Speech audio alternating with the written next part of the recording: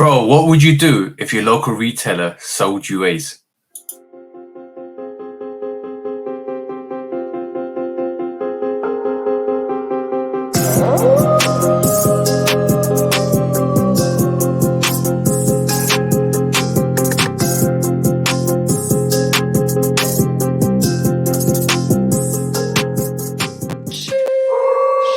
Yay! What is up, guys? We're back for another episode of the Shoe Dog Podcast, episode 56. So, question, bro. I know it's not a realistic question because it'll never happen. But what if your local retailer sold you a UA? Do you check your sneakers when you get them in? Do you verify that they're legit? Let me know. Bro, I just returned that pair of callets that I showed last week.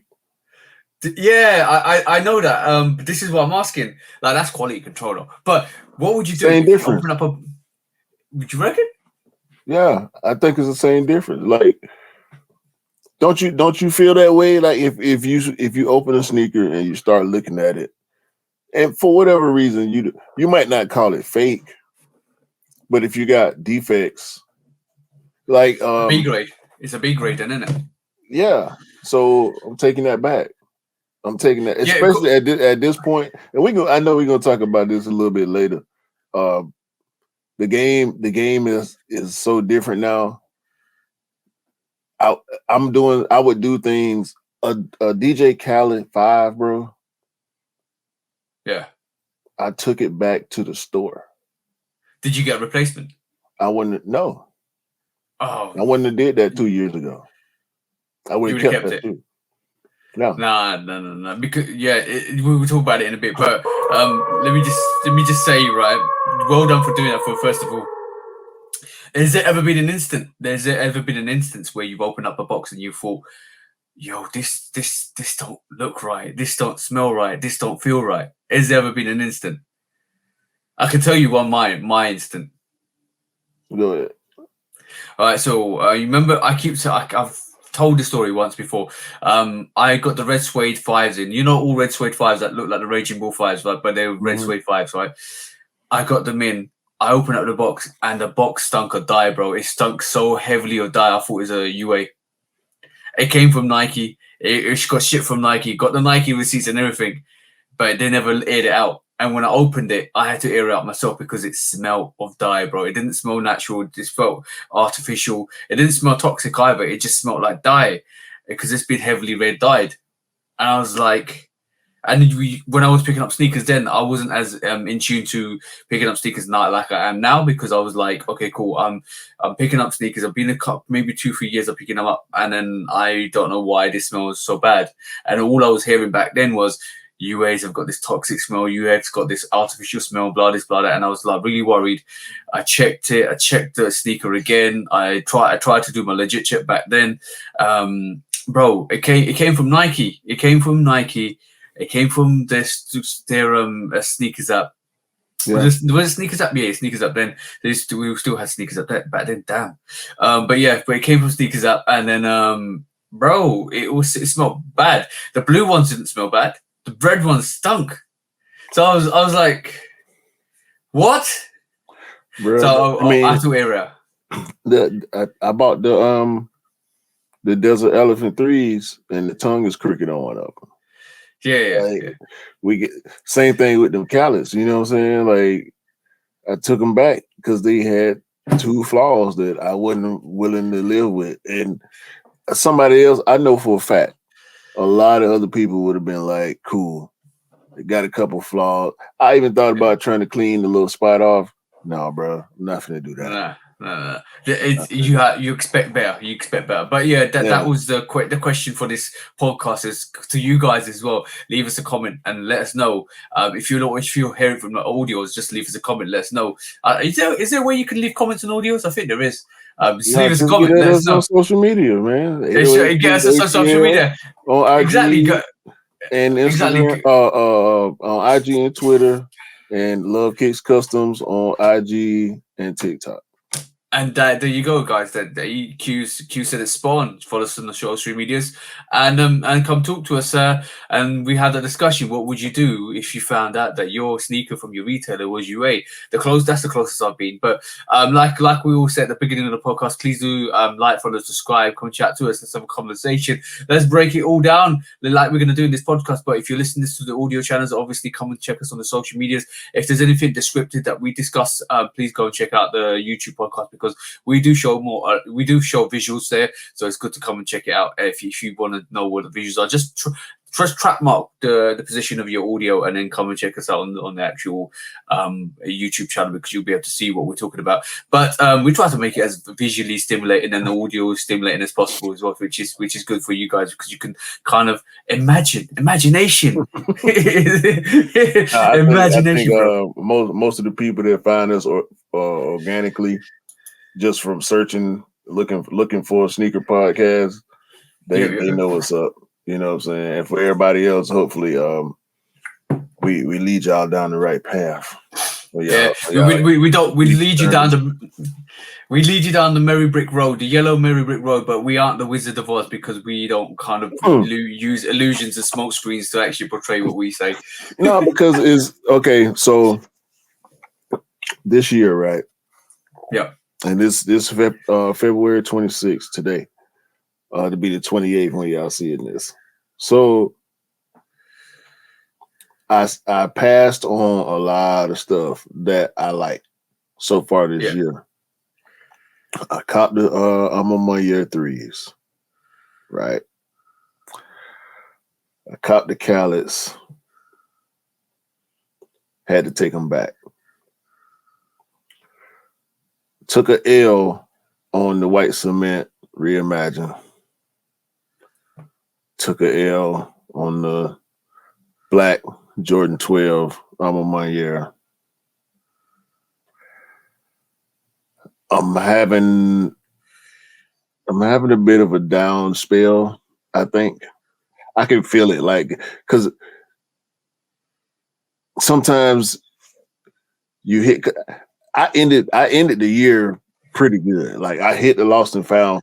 I hit. Do you feel like you're series? You know what I'm saying? I hit Alma Mater 4s. I hit the 2s last year. I hit the one. Like, I feel. I hope it's not true, but I feel like a slump is coming. Okay, cool. I got what you know what it is. It's your endorphins. I did hit two. I did hit 2 playoffs though. I did hit 2 playoff 13s. But bro, I'm gonna say you know what it is. It's the roller coaster ride. The endorphins are out of your system. You're feeling low. You're like, I can't hit for sure. And you're like, bro, it troughs, peaks and troughs, bro. It always happens this way. You're off a high. You want to keep escalating on that roller coaster. But the higher you go, the harder it is down. The longer it is to go down, bro. Because you know what, it's going to be like that. You will still keep winning. I thought you was gonna tell me that you're in this moment in this space, you're like thinking about, do you need to pick up any more sneakers? But you're being selective, which is good. But with being selective, it's harder, because when you start going, when you do go on after something and you don't get it, you like, oh man, should I have gone for? Nah. You gotta fight them. You gotta fight the revisionist decisions. You know what I'm saying? After, you have to kind of be with being selective. That's common. But with being selective, you have more financial might, because you don't go for everything, which is better. But bro, there's pros and cons to everything. There's pros and cons to everything. Speaking of pros and cons, man, I wanna go ahead and just get on off into this, because I ain't liking what's going on over here.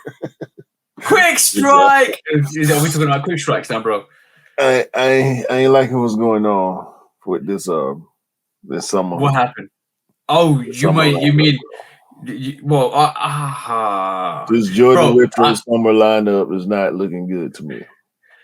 You mentioned this the other day. You did mention this the other day. You was like, I don't like half of these stuff. Okay, let's go for the summer lineup, guys. Let's break it down. Let's have a look at the summer lineup. So first up is the pine green one or the lucky green ones. Not pine greens. The lucky green ones. What do you reckon, bro? In your personal I'm opinion? on this. Yeah, definitely on this. That's no cap. Let's move on. Yeah, I'm on the lucky green one. We don't even need to think about it because basically they're that hard. Right. You wake up, you cop, and you move on. That's it. That's the sneaker that you wanna be. The Air Jordan 3. I'm not gonna call them True Blue and Copper because they're called the Wizards. Obviously, they're affiliated with the run that Michael Jordan had with Wizards. Well, no, they call it True Blue and Copper. That's this is official. This is what Nike is officially calling them.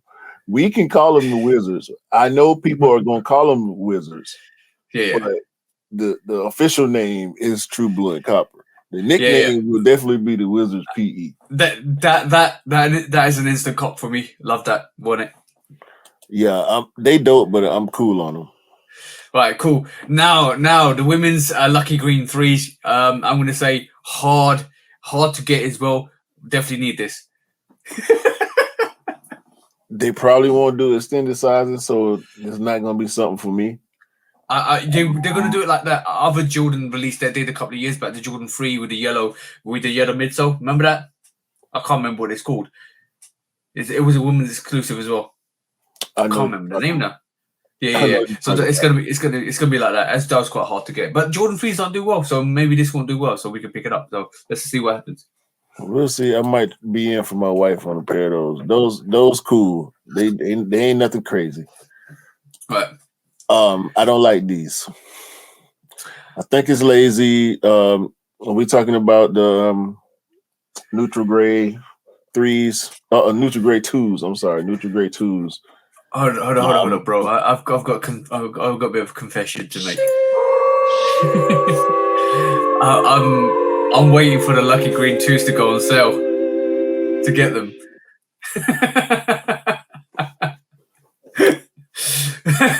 Your reaction says everything I need to know. You were like, you knew that too before. Moving on. Moving on.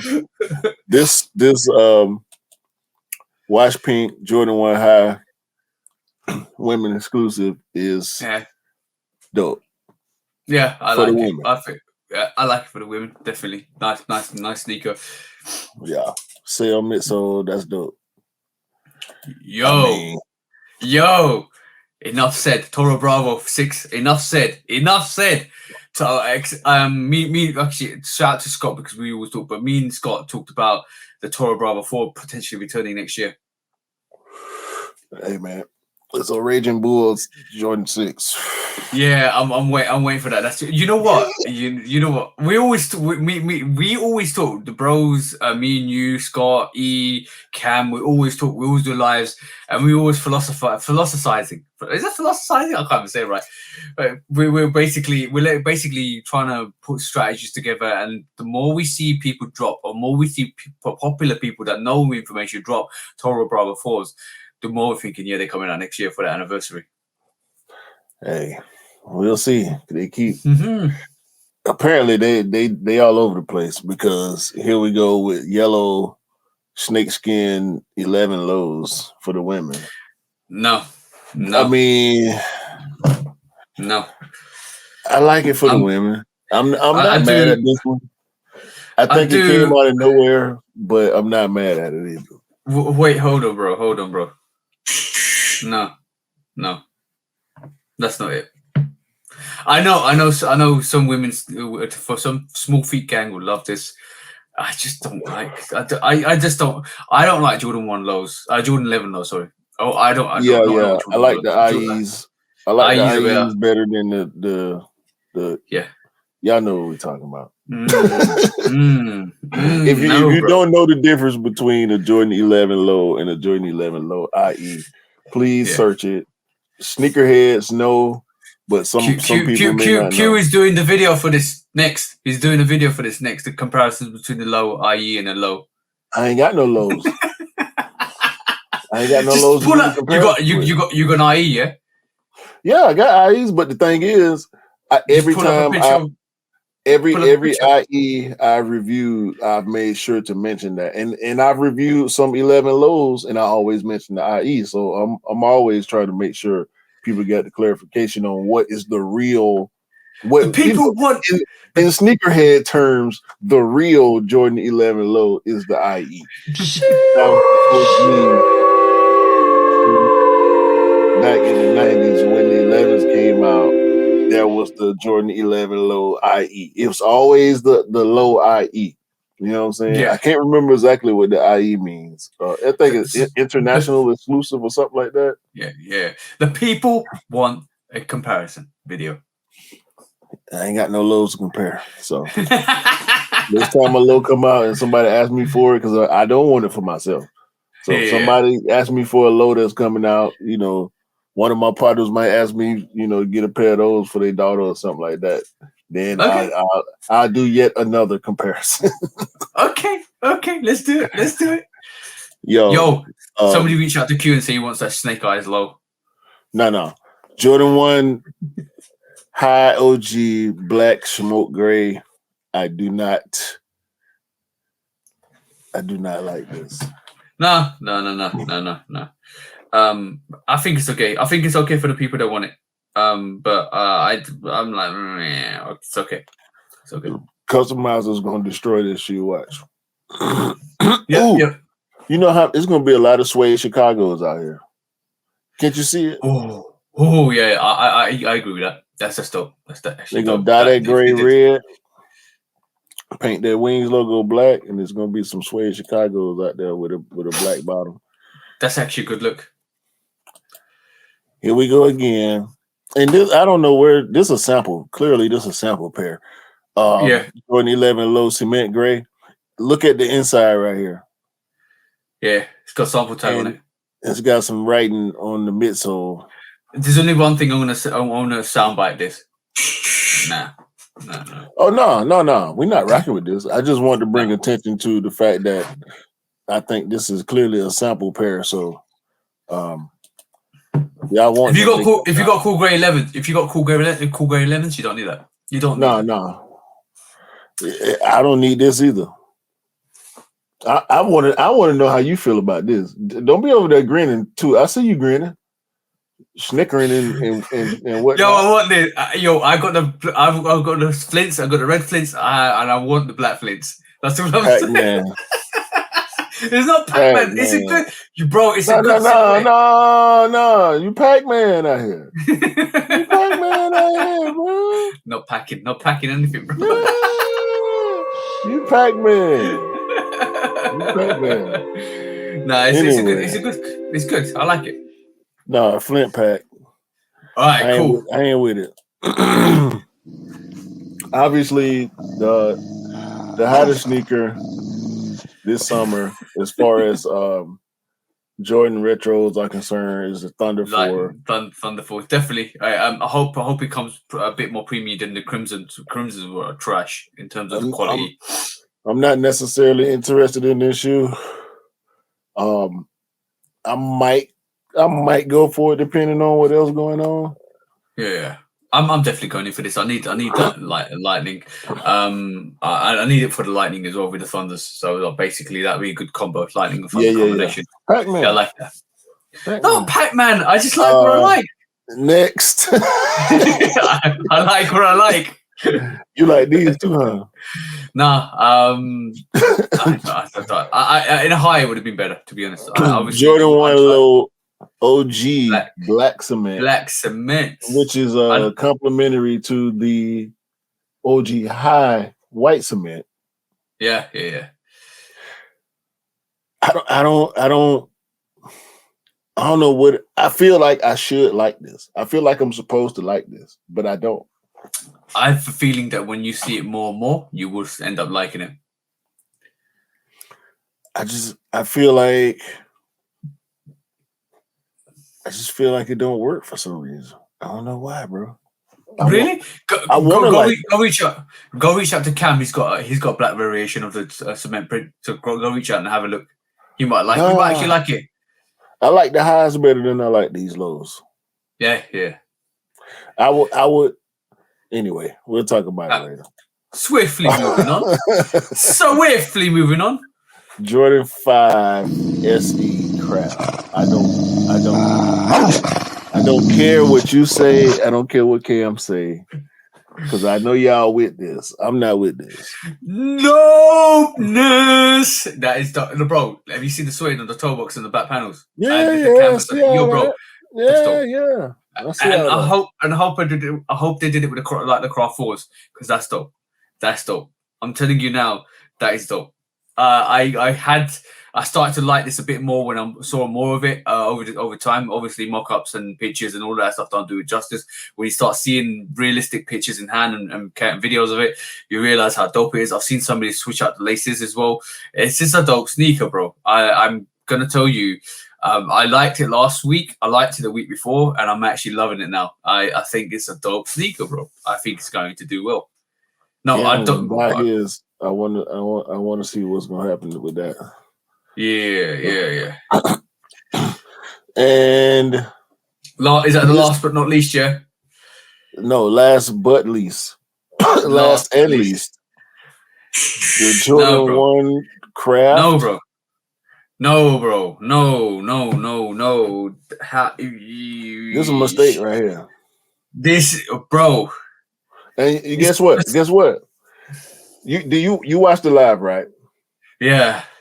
So if you watched the live and you paid attention to the way they said this release is going to happen, it's going to be a local only release. Yes. So this is the next entry in that Rebellionaire line. Bro, yes. Okay, cool. I'm shaking my head and I'm absolutely dumbfounded because I know I heard it on the sneakers live. That Jordan 1 Craft, is that corking around the actual swoosh and the upper panels, or is that just a print? It looked like cork. I don't know if it's print. And it looked like bad cork, not good cork. You know what I'm saying? Not like Sean Weatherspoon cork. I'm gonna be honest with you, bro. I'm gonna be really honest with you, bro. They fumbled the bag. This is one design that the designer should have just screwed up the paper and thrown in the bin, because that is trash, bro. That is not good, bro. That's horrible, bro. I'm gonna be really honest, and I'm really being I'm gonna keep it 100% real. Why? There's always one. There's always one. They especially for the past couple of years, they always throw a couple of miss ones in there. And don't get me wrong. I know people like this. People are going to like it. People that don't even know about it yet are going to like it. It's going to do what it do. It's a Jordan 1. We know ones ain't the hottest thing like they used to be. But doing stuff like this, bro, like we got the Spider-Man ones coming. We just saw the Lucky Green ones. We got the white cement ones. And then we got this. We got the women's the pink ones. Then we got this, and we got them black ones, the smoke gray. I was going to be honest, bro. Like we talked about this the other day, and we're going to talk about this a bit more going forwards about sneaker releases and stuff like that, sneaker releases and stuff like that. But I'm going to be really honest with you, bro. Like that Craft 1, is a pile of hot mess. It's a real pile of hot mess. It's like you got it there. It came out. You did Craft 4. You did Craft 5, which were dope. Craft 5 looked dope. Craft 5 are dope. Craft 4 are dope. Craft 5 look dope. You release a Craft 1 which has got nothing. You could have put some of that suede paneling on the toe box. You could have made it so special, but you just came out with a sneaker that looks like half cork, half leather. It's trash, bro. I'm gonna be really honest. And we thought the Craft range is gonna be dope. Like we thought that. There's enough ones. I don't understand why you need to release a one for the sake of it, just to kind of make it look like that. It could have been so much more different.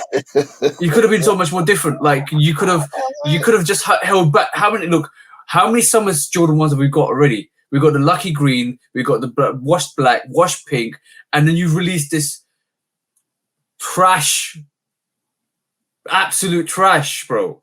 I'm gonna. Nah, I know I'm going in harsh, bro, but that sneaker makes me angry. nah, you said it, bro. They dropped that just for the sake of dropping something. That's what it feel like. Yeah, yo, Something better than that, man. like we're gonna go into mock-ups and stuff like that because that's part of the subjects we're gonna introduce today. But like what I'm gonna say to you, bro, is that sneaker didn't need to happen. Number one, number two. If it did need to happen, then you could have put some suede on it. You could have put some canvas on it. You could have made it look like the Craft 4s or the Craft 3s, not Craft 3s, Craft 5s. You could have made it look so much more better. But what you did was put cork. What's cork got to do with the Craft range? Anything. Right, it might just be print. Well, we might be just talking absolute rubbish. Bro. It might be print. Nah, bro. They turned away from. To me, it seemed like they turned away from what the Craft 1 was. Yeah. Into a direction with the 4 and the 5 with the suede situation. You know what I'm saying? So going into the 4 and the 5 using this hairy suede that everybody loved. What made y'all feel like this one with cork? Maybe I don't know, bro. Maybe they're not seeing how much people like the material choices on the 4 and the 5. Or maybe they was like, you know, we're gonna do whatever. Because that craft, putting that craft title on it kind of gives them a little bit more of a license to take liberties. Yeah, but bro, they're gonna take liberties and then charge you for it because that sneaker's not gonna be 165. Sneaker's gonna be quite costly. Because like, have you seen all the Craft ranges? The Craft 5. Of course, it's going to sit. Well, it's going to sit. The majority is going to sit. But I think the Craft 4s were £200, or yeah, so in that range. Which $220, I think, for you guys. The Craft 5s are going to be the same. You're going to say you're sitting here telling me the Craft 1s, looking as bad as they do, are going to be about 180. That's a bro. Let's move on. They could have just did an all suede, all hairy suede one. Oh, can you imagine? Can you imagine how dope that would be? Can you imagine how dope that would have been? Yes, I can. So somebody was juggling and he lost the balls, and he didn't drop them. He just lost them. He couldn't fathom where they went, and he thought, you know what? Let me just produce an absolute trash sneaker. He didn't drop the ball. He lost them. Fumble. It's worse than fumbling, bro. It's worse than fumbling. At least when you fumble, you know where you dropped it. Sometimes you don't, apparently. He lost his marbles. That's what I'm saying. All right, cool. Let's go. Next subject. Yo, sorry about the rap, bro. I just don't like this. No. You good. So you've been recently pulling up these AI images, right? Oh yeah, because I know, and they've been dope. I like them. I think they're dope. But what is your perspective, bro? So I was scrolling on IG one day, and they gave me an ad for an AI art generator, and I've been going crazy ever since. You've been calling me up. You've been bro.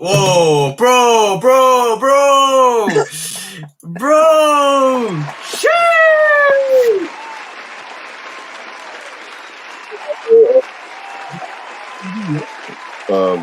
For the listeners, y'all can't see what we're doing.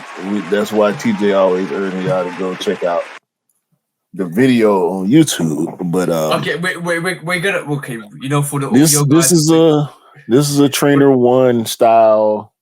Okay, cool. For the audio guys, let me break it down for you guys. Right, if you're listening to this, imagine, right, a Trainer low and a Jordan 1 high at the back. Right, imagine that with a gold iridescent gold pattern stitch swoosh with African marbling African print, which has got gold, red, maroon, all stitched together, and then you've got maroon brown overlays with the toe, and it almost looks like a mix between a Jordan 1 and LeBron and a trainer.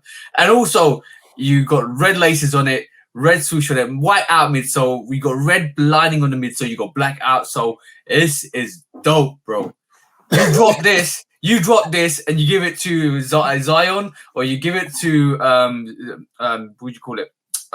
You give it to Zion, or who's the other? Rui. Yo, bro, it's over. Game over. Oh no, this Rui all day, except for the print. It will probably be something Japanese, instead of what it is on here. But I got a bunch of these, bro. Let me just run through them. I know some of them you're gonna like more than others, and vice versa, as far as I'm concerned. But it's a lot, bro. Like you can do a lot. Hey!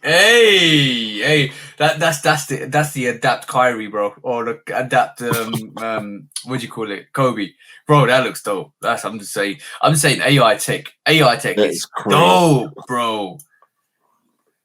Some of them look at that. That's dope. Sheesh. Oh, bro, it looks part Air Max, part something else, bro. Is what I'm saying. Part Air Max, part trainer. Yeah. Guys, no, I did a lot of designs based on the Trainer 1 and also the Air Max 1 and Air Max 90. If you guys are listening to this, if you go and check out 30 minutes into this podcast, go to the YouTube channel, go and check out the AI mock-ups, because these are dope. I love that sneaker you're showing right this moment in time. Go back, bro. That sneaker you're showing right this moment in time, that is African printed throughout. This is absolutely gorgeous, bro. Yeah, and you have to be deliberate with trying to make these designs. Is that a Jordan 5, bro? I see. Is that a Jordan 5? I see. And the Jumpman looks really odd. Bro. Is that a Jordan 5? Well, that's the one thing about it. They can alter a swoosh enough to be able to put it in the design, but to alter the Jumpman enough to put it in the design, most of the time they come out looking crazy. Because they can actually use the logo, the real logo. You know what I'm saying? That looks like a Decepticon, bro. Bro, come on now. You know how my brain go. Yo, I would wear this every day. I would have to find 7 outfits to wear this. Yo, the gold, bro. I mean, I just love the way they animate the air bubbles too, because they go crazy with air bubbles. The AI. Yo. Sheesh, bro. That they are dope. They are dope. Bro, look at this one. I mean, look at what they do. You can't tell me at least a quarter to somewhere between a quarter and a half of these wouldn't sell. Like, look, I mean, this is an ACG all day. You slap the ACG logo somewhere up there by the ankle. We rolling. I'm rolling. Oh. That's a Croft. That should have been the Croft one. That should have been the Jordan Croft one, bro. Yo, Nike, scrap your Croft one. You need to put this into production. That is straight up a Croft one. Like I would expect the Croft one to be like that. Yo. I will buy this. I'm just waiting for the one that you actually showed me, bro. The Jordan 5 He Got Games. Bring them out. Bring those out, bro. If you got them. I do not have that one. Hold on. That's the only. I'm gonna put. Have you got it on your phone? I'm putting you on frame, bro. There you go. That Jordan 5 He Got Game was absolute fire, bro. I said, what did I say to you when I saw it? What did I say to you when I saw it, bro? Hold on. I can pull it up. Okay, pull it up. Because I did send it to you. What did I say when I saw it? Nah, you felt the same way I felt when I first met. Pretty much. I mean, that was actually the first picture I saved from one of these AI generators. I keep telling you, bro. We need to. Well, you keep telling me. Now I'm reiterating it to you. We need to stop telling Nike the secrets, the source. we're trying to be McDonald's out here, but being like your local retailer and just giving out secrets for free. Right. Hold on. Nah, I know for a fact, bro. If it was me, bro, I'll be. Yeah, it'd be some out of work people out here. I ain't gonna lie. Go on. This is what you was talking about. Oh, enlarge that screen, bro. Zoom in if you need to. Zoom, because, like, I'm gonna say this sneaker right here. If they drop this, he got game 5s. This is hard. This is. I'm just gonna say. I'm gonna say this to everybody. When you keep pushing and you keep pushing and you keep pushing and you start making some fabulous ideas like this, they need to listen and put this into production. This He Got Game 5 is the dopest mock-up I've ever seen in a while. I'm trying to think of what 5 you might be able to use to customize. Bro, fire red 5s. 5 or even these. Bro, I would do this to the K54 5s. I wouldn't want to do it to that one. But they're gorgeous, don't they? But I don't want to do it to some old. I would do it to the black tongue fire red. Oh yeah. I agree with you. Because it's white leather. The black tongue, I think, would go better with the He Got Game colorway anyway, because the 13 with the black tongue. So that is one of the dopest mock-ups I've seen in a while, bro. Like, and that was AI, yeah. Yeah. So that was bro, one of the first ones. I also did a He Got Game 8. I keep telling you, bro. Don't sleep on AIs. I don't like this as much as the 5s, but it's still dope. Yeah. So, I've just been experimenting because I know you've been experimenting with mock-ups too. Yeah, I go through the traditional route of Photoshop. So shall I bring some of these mock-ups up that I've been doing over the last couple of days? That's what I thought you was going to do. Okay, cool. I just dropped my phone, but I apologize for that. But yeah, so basically, I'm going to share my screen with you guys. As a matter of fact, I can share the ones you got on your IG.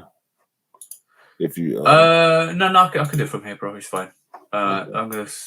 Oh yeah, you on the computer that you made them on. makes more sense, doesn't it, bro? Makes more sense. a little bit.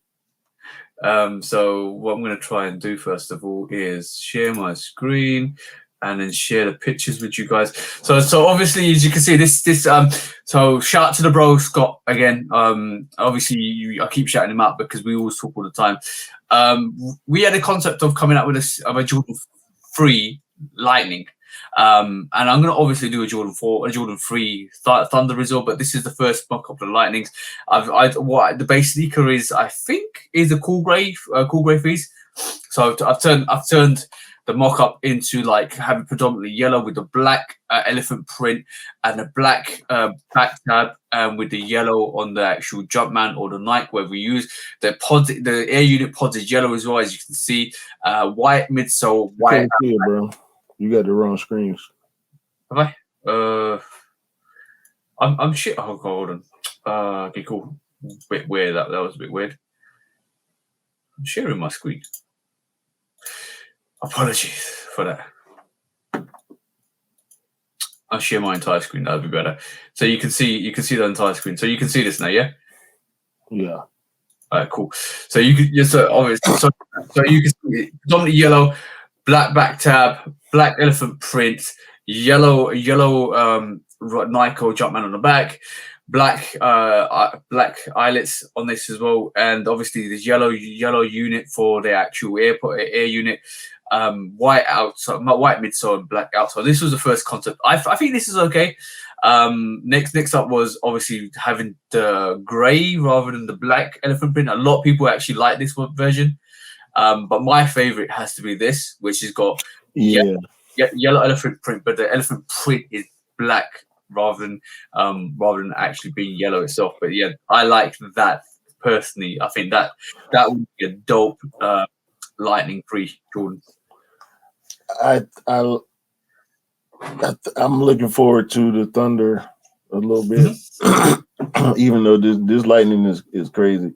Now I'm sitting here thinking about which I'm going to customize into this. Yo, bro, you know what? I just hope that Nike do what Nike do and do something like this, or a light. I want to see if they bring a lightning free back. I want to see what they actually produce in comparison to these mock-ups. I will put the only thing I would do is put gray on the that middle eye stay and on that collar. So gray on the actual. I'm open to suggestions. I'm open to suggestions. If you guys think that you can improve this, just drop me a DM and I'll do it and I'll push it out. But next up was the Tiffany Air Force One. I said in a live the other day. I think that Tiffany's lazy. I've done some mock-ups. I think me personally, this would be the hardest Tiffany to release. I think the swoosh would have to be silver plated swoosh as well. That would be dope. That would be dope. That'll raise the price tag above 400. Bro. Did yours with $2,000? That's all I'm saying. But yeah, I did some Heineken obviously mock-ups because we thought Heineken 2 was coming out. Oh, the SB Low Heineken 2 was coming out, so I did some mock-ups. Inverse the colors. So obviously, so as you can see, some of the Tiffany Dunks, Tiffany Air Force Ones are coming through for different variations, just to prove that you can actually do a better Tiffany than the one that released it, which is lazy. Me personally, by the way, guys, that's my opinion alone.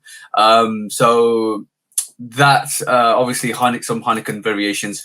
As you can see, you can swiftly move through this concept. I think this variation with the green overlays, white underlays, red swoosh, this is probably the hardest version. Yeah. And yeah, bro, like we love experimenting.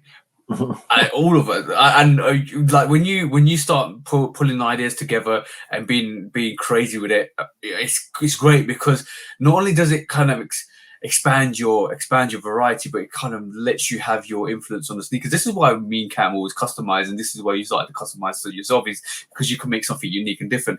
But we wouldn't do I'm not saying mock-ups for doing Photoshop mock-ups. It takes a couple of hours. It's only because we're passionate about stuff like this is why we do it, because we want to see stuff like this happen, and that's crazy for us to kind of imagine that. But we're also trying to put something on the radar, so hopefully one day when Nike might look at stuff and it might get the attention and it might produce it, and it means that you guys and us can get it. And that's the whole premise of putting these mock-ups and AI mock-ups up, because it's like, let's be creative. See what I'm saying? And hopefully the brands will have a look at it. You know, it's really funny. Somebody said, "Oh, if they produce a lightning freeze like you just mocked it up, I'm going to call them the Love Kit Customs freeze." I said, "Yo, bro, don't call them that. Just call them what they are." I'm just happy they made it. That's what they are, though. Once you do that, that's what they are. But guys, if you have a chance to produce a mock-up, or if you have an idea in your head and you're trying to put it together. Just do it, because it's great to see ideas. It's great to see us as a community and us as people have those ideas and push those ideas, because it means that we are being creative and we're influencing, or will have an influence, hopefully, on the brands as well, because they will start to pay attention to what we want as a consumer rather than giving us what they want to give us, which is like Air Jordan 3 high crafts. Yeah, because you can make a Jordan 1 craft. I'm not knocking the designers either, bro, because obviously they put some time and effort into producing these designs and putting it into production. But you realistically speaking, who is that craft, Jordan 1 craft going for? Because I'm actually having a dig at this sneaker, and I don't want to, but who is it designed for? Because we've seen these mock-ups and AIs that we've just done, and other people have done, which are far superior to that Craft One. What is it supposed to deliver to us as sneakerheads? Tell me. I don't know, bro. It's for somebody. Like most of the stuff that get made is for somebody for one reason or another, whether they care as much as we do or into it as much as we do, don't really matter. Yeah. But somebody gonna buy it and somebody gonna be proud to have it and happy to have it. And that's what's important. You know, that's fair enough. And I agree with you. That's what's more important is if you like, you buy what you want and you rock what you want. But on the flip side is we've seen we're going to talk about this in a little while, but we've seen how volatile the market can be. And we've seen that with the Adidas situation as well, which we're going to discuss later. We know how volatile the market can be. So it's about appealing to the masses rather than appealing to the minority. And this is what the situation is at this moment. This is why pandas do well. And this is another topic we're going to discuss about. Because it's appealing to the masses that works, and we all know as sneakerheads, we're the majority. We're always the majority because there's more of the consumers that are not sneakerheads than there's consumers that are sneakers. And I would say sneakerheads are more purists. They know what they want, and they'll buy what they want, and they rock what they like. And we are always going to be purists like that. And unfortunately, we might be unhappy on some releases, but I can see the fact that a lot of people might like certain variations of black and white sneakers. Absolutely dope. All white or all black Air Force One's dope. I agree with that. But the thing is, it appeals to the masses. Now, when we talk about appealing to the masses, how is this Craft One appealing to the masses? Tell me how this Craft One is desired by anybody that's not a non-sneakerhead. They will look at that sneaker and think, oh, okay, cool, it's just Jordan 1. I don't need it. I don't like the colorway. I don't like the corking. I don't like this. I don't like that. I walk away from it. How, bro? How does it work? It's not. 4s are in. You can drop a Craft 4. Even the Craft 4s are dope. You can drop you can drop a Seafoam. You can drop a Oreo. You can drop a black military black, and it will sell out because it's quite desired. It looks nice, and even if there wasn't hype on the 4s, it will still sell out. Right, I just don't understand. I need to stop ranting about this sneaker because that sneaker actually does make me frustrated because there's so many better things you can do. There's so many better designs you can push out there that people have come out with, but you desire to do something that's off-brand. It's gonna happen. It's gonna happen. It's off-brand. It's very off-brand.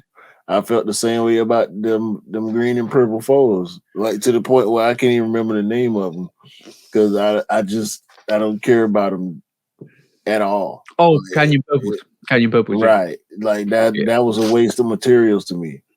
a waste of paint and suede to me. That's what that shit was. A waste of rubber, a waste of air units. I don't care. If people like it, it's okay. Just like people don't like this court. I know you like the Canyon Purple. I do like the Canyon Purples, and if you compare the Canyon Purple 4s to the Craft 1s, I would say there's more desirability. And this is why this conversation is quite unique because basically, for me, if you got me, Cam, Scott, E, and yourself into a room and had a discussion, majority of us probably will like the Canyon Purple 4s. Like me and Scott like them. I don't think E likes them. You don't like them. Maybe Cam does like them. But majority, there'll be like a 50-50 wave on them. So let's just say there's a 50-50 wave. Some people like them, some people don't. Now, if you show the Craft 1 to them, that's a 0% win, bro. That's the difference. let's we all agree on that. I'm not arguing that. Just because we don't, somebody go spend their money on that shit. I respect that. And I respect that, but yes, but it's also a high. Just like the prototypes were a high, just like the craft one set. It's gonna be the purple metallic purple one set. Prime example. You just said the prime example there, bro. Sorry. You just said the prime example there. The Marinos, all these good colorways set. Yeah, but you said you just put two nails in the coffin there. The difference between the Canyon Purples and the Craft One is exactly the difference between the handcrafted and the prototype. The handcrafted is a dope sneaker, but it's not for everybody. A lot of people picked it up, a lot of people didn't. It's 50-50, right? Now the prototype is a trash sneaker and nobody picked it up. That's the difference, right? And then what the second nail in the coffin is what you just said is a lot of sneakers are sitting, a lot of ones are sitting, right? Especially when ones are sitting, a good colorways are sitting, right? So how is this going to even do well? Bruh. Because it's not a good colorway, bro. I just saw we agree on that. Like you want to keep ratting on this shit. That was the first thing that came out my mouth was the fact that I think it's pointless. You know what I'm saying? It's a waste, bro. Like, but I just the other day saw a video of a dude hyping the prototype ones as one of the most slept on, underrated Jordan ones to release recently. So we hate that shoe, but he loved that shoe. You know what I'm saying? He bought it. He's happy about it. Fair enough. And fair enough. I can't knock anybody liking what they like. That's fair enough. I don't like it. I'm gonna voice that. But I think the prototype, nah. Handcrafted, yeah. Prototype, nah. Hey, it is what it is. What's the next topic? But like what you like, buy what you like. It's all about individuality. Let's just say. All right. Next up is let me look at the roster. Okay, cool, bro. It's getting juicy out here. That's all I'm gonna say. It's getting really juicy out here when your former artist, your former protagonist becomes an antagonist, and all of a sudden, you know what the subject is, bro. This is let me find the link first. This is interesting in terms of what is Kyrie doing, bro. What is Kyrie doing? Because he's covering up all that Nike branding on his Kyrie sneakers. And are you down for this? Are you loving this? Are you enjoying this? I don't really have a strong opinion on this either way. Yeah, I understand what he's doing. Obviously, he liked playing in the shoes. You know, yeah. So that's it. That obviously it's his signature shoes that he's very comfortable playing in. So he want to keep playing in the shoes, but you know his relationship with Nike is over. They don't care if he keep wearing them. It ain't like there's a cease and desist or a stop on him wearing it. He can wear what they will wear. They will never do that. You know why they will never do that? Any publicity is good publicity because I'm gonna say it's not on par with the banned sneaker because it was Nike and Michael Jordan against the NBA. This is Kyrie versus Nike, right? But this is still. This is going to kind of what if Kyrie and Nike get together again and if they resolve their issues, this is the next move. This is going to be the next design for the sneaker, like covering up the swoosh, no swoosh on the Kyrie. This is like I'm telling you now, if Kyrie and Nike come to terms, agree, it's all bedded out, which I don't think it will ever happen. They will do Kyrie sneakers without the swoosh or cover up swoosh, and you can either peel it off, you rip it off, peel it off, and do whatever you want with it. But this is a move. This is the next. This is the next innovation to Nike's armory. This is giving Nike the ammunition to produce another sneaker, another variety, another kind of concept. Because we know what happened with the bands. We know what happened with a lot of controversy with sneakers and stuff like that. But if Kyrie resolves it with Nike, this is what's going to happen. I disagree with everything you just said. Why? First of all, even bringing up the band situation, like it's not the same. I don't. It's not the same. It's not right. the same. So is no, to me, is no point in even thinking about that when we're looking at this situation. Yeah. Secondly, ain't no way that Nike is going to take something as negative as this is. Like, he's covering the branding when he doesn't have to. He's no longer that was the point I was making when I said because he's now a free agent, he can wear whatever he want to wear.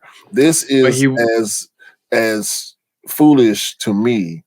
This is as oxymoronic to me as the players who are anti-Nike. There's a few players in the NBA, I can't think of their names at the present moment. It was the one guy, he was a center, the one who was making the big fuss about it. Was it Steven Adams? I can't remember. But those guys wear Nike shoes but write negative statements about Nike on the shoe. Like, just don't wear the shoe and put out your message however you need to put out your message. I don't understand the point of wearing the product and dissing the product at the same time. Now, hold on. In Kyrie's case, I get it because it was a bad breakup. It was they didn't part ways amicably. All the bad press on him caused Nike to cut ties with him. So I can understand with just him being who he is, the type of buck the system type of dude that he is, doing all that. I ain't no way. If they do get back, if we've seen crazier things, obviously. We're gonna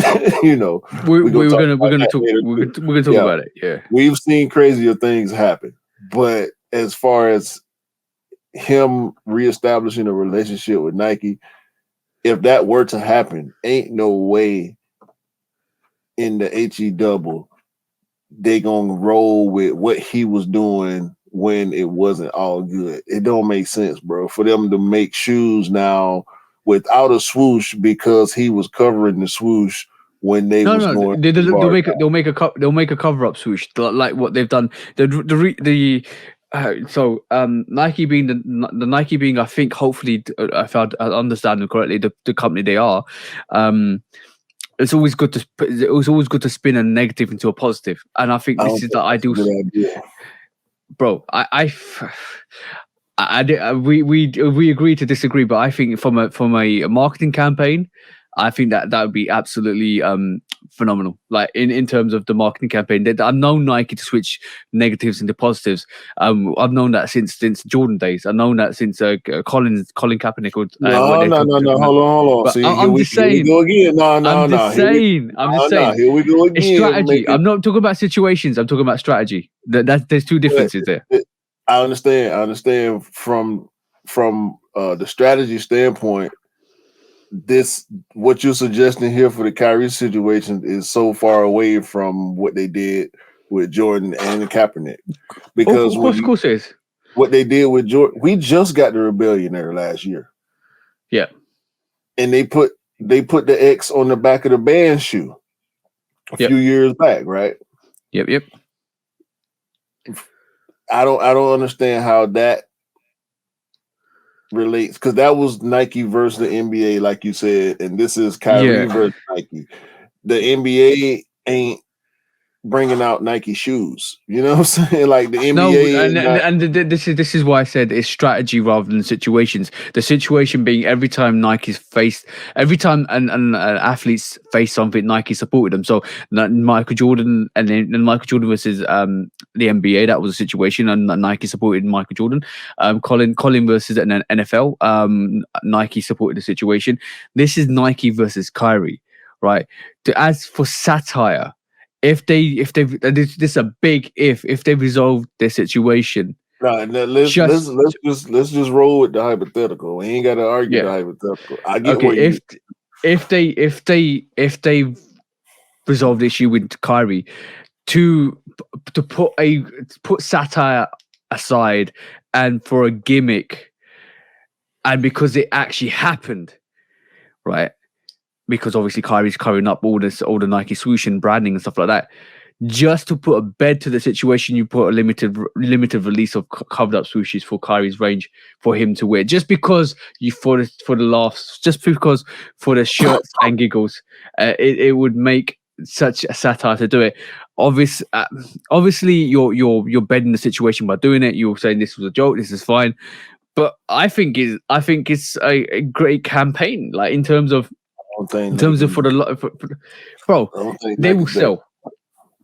They will sell, bro. I'm pretty sure. I'm pretty sure. I don't think they're gonna get produced. Whoa, yeah. But as from like, and let me reiterate this. I know the situations with Michael Jordan. I know not a lot of guys will probably they're saying, "Oh, the situation with Michael Jordan and the NBA is not the same as Kyrie because Kyrie's doing nothing." I know that. We're talking about strategies rather than situations, and that's two different matters from a strategical point of view. That's embarrassing, bro. Nike not finna embarrass themselves like that. But for me, it's just satire. It's a satire sneaker, which gives you, like I said, it's a you got a gun, and you piling up the bullets for the chamber, and this is what it is. And you are coming. If you want to know concepts and ideas, this will be a great concept. Like you don't even need to remove the swoosh. You give an option to people to actually tear away the piece on top of the swoosh. The swoosh is always behind there. Bro, it's not like he's unstitched the swoosh on sneakers. Let's just be honest. Why would you cover up the swoosh? Why would Nike want you to cover the swoosh? They wouldn't want that. I know, but it's a strategical satire joke. It's like when you can laugh about a situation after it's done. That's what the sneaker's about. And it like obviously we know the histrionics behind this. Obviously we know there's an issue with Kyrie and Nike and what he said. But if all said and done, if it's all resolved and everything, and if it's put to bed, this would be quite a good gimmicky sneaker to come out. It'll be quite funny. But that's my personal opinion. Obviously, we don't agree with that. But I'm just gonna say one thing. Like I said it on the sneaker news this today. That got released today when I recorded on Sunday. It's not. Kyrie loves the sneaker, but not the company, and this is why he keeps rocking. He could wear anything. He's a free agent. That's not the case. He could wear.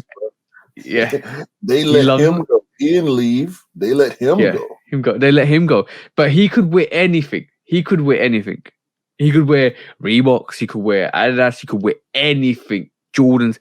But no, he's wearing his signature sneakers and covering up the swoosh. Well, he just mad because they let him go. That's why he covering up the swoosh. It's a bad breakup. So he didn't want to break up. They did. And so he mad. That's why he covering the swoosh, but he still loves the shoe. Yeah. Which goes to show he's very he loves his Kyrie range. He just goes to show. And then when he was a couple of years back, when he was passionate about the Kyrie range, and when they came out of the sneaker that he didn't like, he said it. So all to him. Next quick strike, bro, is a hey, bro. Have you seen the hysteria on the Jordan 4 SBs, bro? What's your thought process on that? I ain't paying no attention to that, man. Really? Do you think this is the sneaker we're gonna get? No. I don't think it is. I don't think it is. I don't think it is. Somebody's told me something about this sneaker which doesn't resonate with this actual mock-up. I've heard from one reliable source that's actually seen pictures of the sneaker mock-ups, not mock-ups, but actual pictures of the sneaker that it's not supposed to have netting. Bro, that look AI generated. Yeah, 100%. Yeah. I don't think this is thinking. I've been down the AI generator rabbit hole for like the past 5 days, bro. This look AI generated to me. But I heard even on this sneaker you can tell the sneaker actually doesn't look like an SB Jordan 4. The SB Jordan 4 is supposed to have a thicker tongue, have a thicker inner lining, have a thicker like the Neon 4. Yeah, it's going to be a bit more bulkier. I think it's going to be padded. You might need to go a half size up on that. I don't believe the pictures on this as well. I don't think this is what we're going to get. So everybody's just jumped on this because they just said, "Oh, this is official pictures and blah this blah that," but it's not. Yeah, man. People keep reposting it, talking about official, but there ain't nothing official about that, man. Pay attention. No, exactly. Let's just see what actually comes out through this. I'm actually excited about the release to see actually what it looks like. From what I've been told, it's going to come to the skate shops, all the skate shops a couple of days earlier, and then it's going to be released on the sneakers app on I think the 20th of March or 25th of March, one of the two. That's the release that you're looking forward to. But yeah, we should be hopefully we're a month out. We haven't seen any official pictures of this on feed or reviews or anything like that. So let's just have a look at let's see what comes out. Let's see what comes out. There's a lot of excitement behind this at the moment, so let's just see what happens with this sneaker. It's going to be very, very interesting to see what the actual pictures look like on this sneaker. Yeah. AI is the way to go, guys. As Q keeps telling you, dive into that AI rabbit hole. You never know what you. I ain't saying this for everybody, but it's out there. It's fun. You can waste some time. Okay, cool. We know this week's been a bit hectic. Obviously we've had a lot of releases.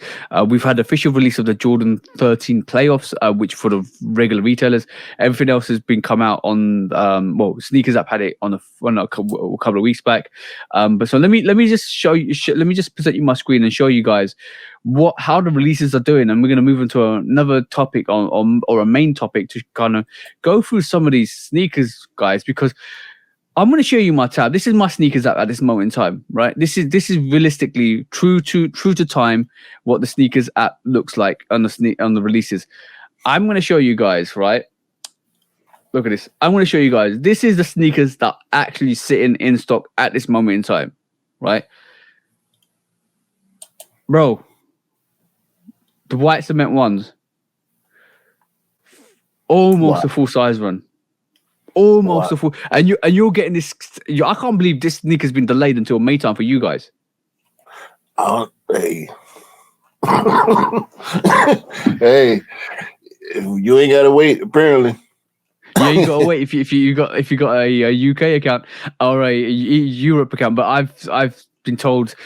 I've been told this sneaker's dope. The materials are dope. Scott's actually got it in hand from Saturday. He says the sneaker is absolutely dope. So I can't wait to get mine in hand. So that's the white cement ones. They are full size run is sitting on the time of release. This release on Saturday and we're recording on Sunday. It's still full size run, bro. Next up is the Laney ones, reverse Laney ones. That is women's exclusive, bro. Look at that. Look at that, bro. So almost a full size one, and it came in extended sizes as well. Yeah, we didn't get extended sizes on sneakers, but certain websites and foot sites had extended sizes on those. They didn't do too well over here either. Yeah, the materials look dope. The whole materials and quality on this look absolutely dope. I think this is a very hard sneaker. Obviously, we had stuff like I'm gonna see what the Jordan 6 is doing. I haven't checked this out. The Jordan 6 cool grey. Is it cool grey? Yeah, bro. Full size one except for the 11 and 15 size on the cool grey. I'm actually thinking about getting this on sale if it does go on sale. The cool grey 6. Yeah. But let's just see what happens with that. And we keep mentioning sneakers are sitting, bro. Sneakers are definitely sitting. You know those crepes? Let's have a look at those crepes. Air Max ones.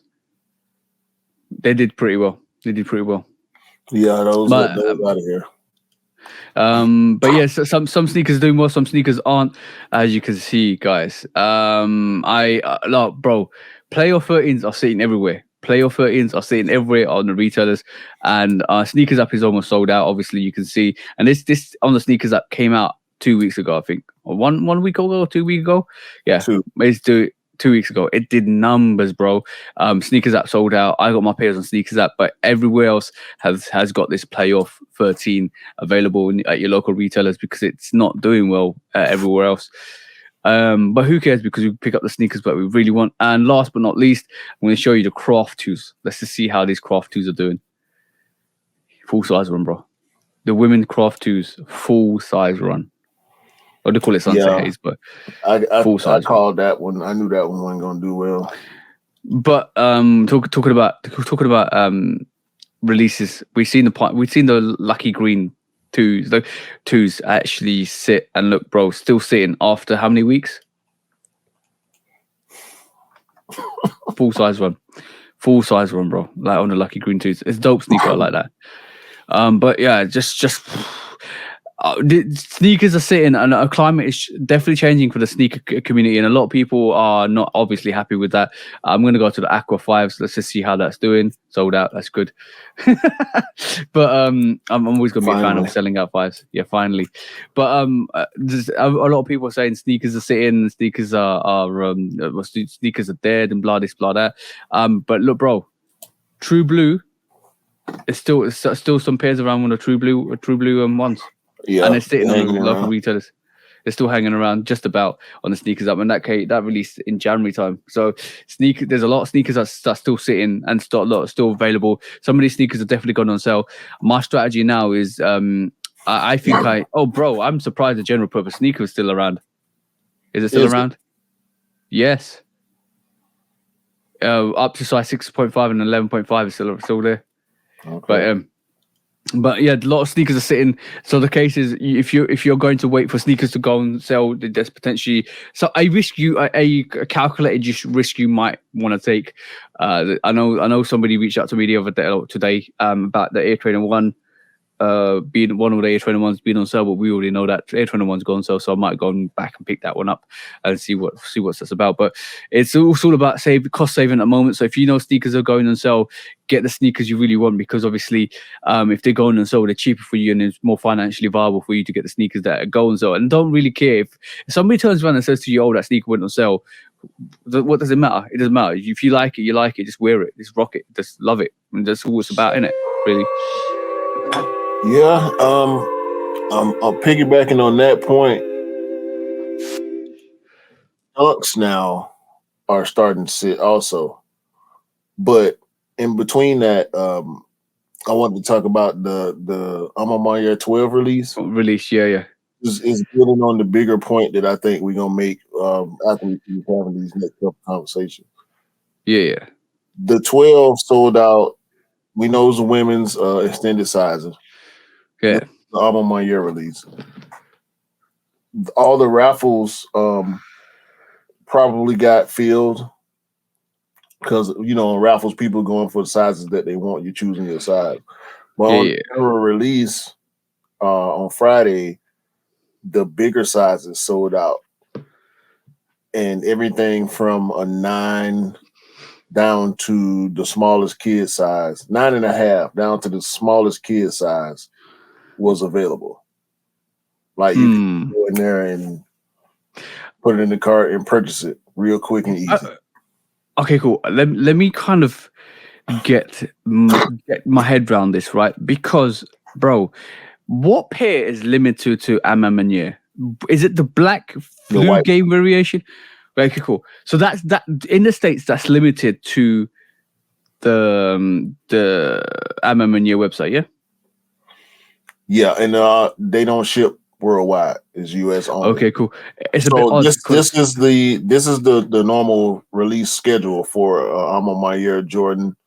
First, they do their release through their raffles, and then they do the general release after all the raffles end, and then they go to the other stores and Nike, and we get a worldwide general release. Okay, bro. I'm gonna say one thing. Shots fired, yeah. Because I'm gonna say one thing. How is that an Amamanier exclusive? Because I don't understand. Like, because we're getting that at a couple of retailers here in Europe. that white pair is coming out here on like for us. It's I'm on my year exclusive there. Oh wow! For us in the US. Oh wow! I mean, listen, you can't be mad at that because y'all want the white pair over there, right? Yeah. No, I want both of those pairs. No, I want both of those pairs. I think both of them are dope. But I love the concept behind it. For the white pair in particular. Oh yeah. I definitely want the white pair. So why is it exclusive in the States and not exclusive in Europe and UK? Because like that's coming out a lot everywhere here. The white one's coming out everywhere. Yeah, apparently. So this is what really got me confused because I thought the black pair was the big bit like a bigger GR than the exclusivity of the white pair. But now the white pair, I've already seen 2 or 3 websites where we're getting a white pair. It's all right, cool. I'm going in for the raffle for the white pair. So why? I don't understand why it's exclusive to the States and it's not exclusive here. But it's going to still be hard to get. Let's be honest with that. Yeah. And I think I do believe that the reason why the white pair, the reason why the bigger sizes ran out because obviously there's going to be less in production for the bigger sizes, but also guys in the States love 12s. Like guys in Europe and UK don't really rock with 12s as like myself or other people would, but like guys in the States love 12s. So this is why the bigger size sold out. I think it's a backstory to that. You reckon? Yeah, but also we got dunks. So Okey-dokey. Women's dunks, men's dunks, highs and lows. Look at all these colorways, bro. All the colorways in the rainbow, bro. All the colorways in the rainbow. We got some coming soons mixed in here. But yeah, we know people don't really vibe with highs as much. Mm-hmm. But look, we got sizes of premium dunk premiums now. Look at all the good grade schools.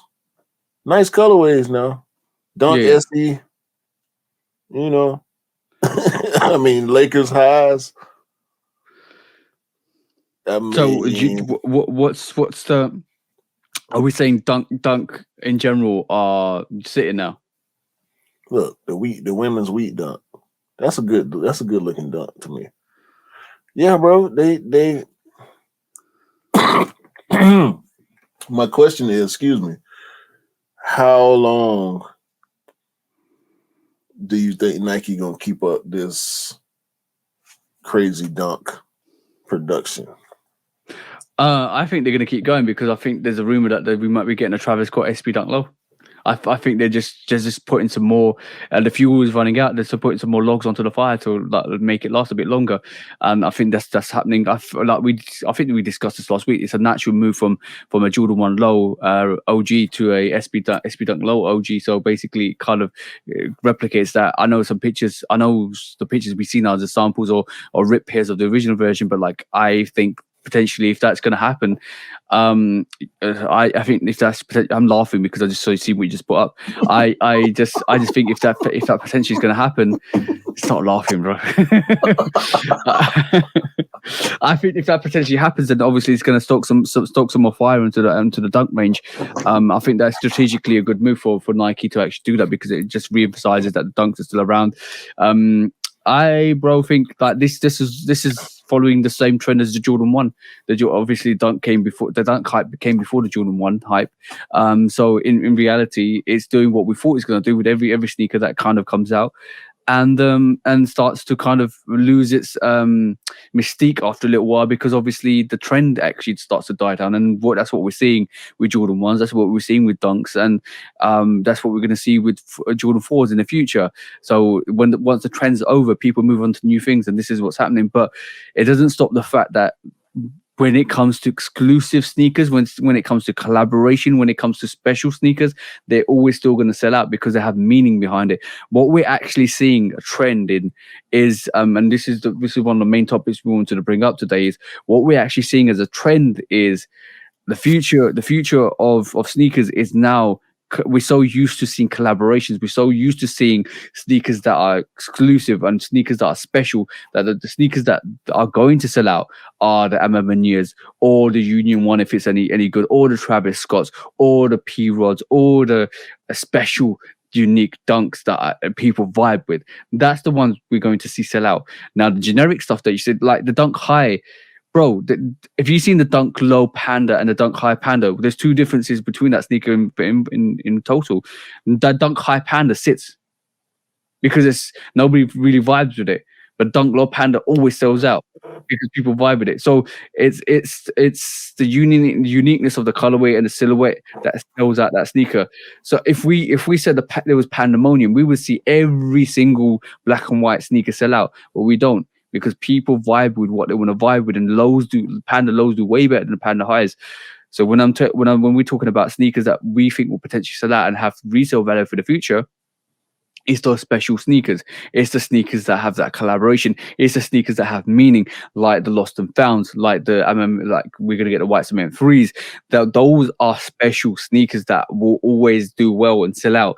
Now everything else underneath that radar, and we're talking about sneakers that are first gen, second gen, third gen sneakers. Bro, like the Lightning 4 didn't do well when it came out. In terms of resale, I'm talking in terms of resale, right? Now it's starting to pick up. And if people want to pick up sneakers like that for a long haul, that's a good option. But we like in terms of sneakers as well, like the Tiffany Air Force One, even though I think personally it's lazy, it's going to sell out. And people will probably turn around to me and say, "Oh, I thought you didn't like this. This is lazy, blah this, blah that." But it's still sold out. Yeah, cool, because it's sold out because it's limited and exclusive, and it's going to sell out because basically it's a collaboration. Everybody vibes for those collaborations, and this is where the market and this is where the trend's going to now. Is anytime a collaboration comes out that is unique, that is different, that is special, will always sell out. Like a Dior will sell out, even if you put it $2,000, $5,000, it will always sell out because it's a collaboration and it will do well in the future and it will never come out again.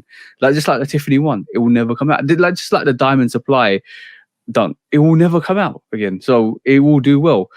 But like anything else under the radar, Green Bean 5s didn't do well. They won't do well. True Blue ones, they won't do well because they're just another colorway that's being produced for the masses.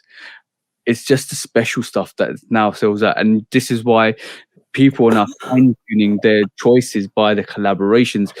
Like if it's an Amamania, this is why what you saw with Amamania 12 it was happened with Amamania 12 because a lot of people, some people picked it up for the toe, some people picked it up for the resale because they know the bigger sizes will do well in the resale market because it's collaboration. Most of those big sizes went to resellers, more than likely. Exactly. And what we're seeing is a result of the resale market dying down across the board. Adapting. No. Adaptation is going to be a part of it. Yep. Excuse me. Adaptation is going to be a part of it 100% because that's what you have to do to survive. But when I said that, we just looked at a whole bunch of dunks sitting around that a year and a half, 2 years ago wouldn't be the case. Same thing with all those retros that we looked at. Mm-hmm. The same thing happened with the Now, the Amamania 12 did sell out before the day was over with. However, the fact that you could go on the website 2 hours, 3 hours after the release and actually see sizes still there lets you know that we're not in 2021 sneaker land anymore. You know what I'm saying? We're not even in early 2022 sneaker land. Like we saw the turn early last year when certain releases happened and it was easy to get shoes. And all of a sudden, GRs were really looking like GRs again.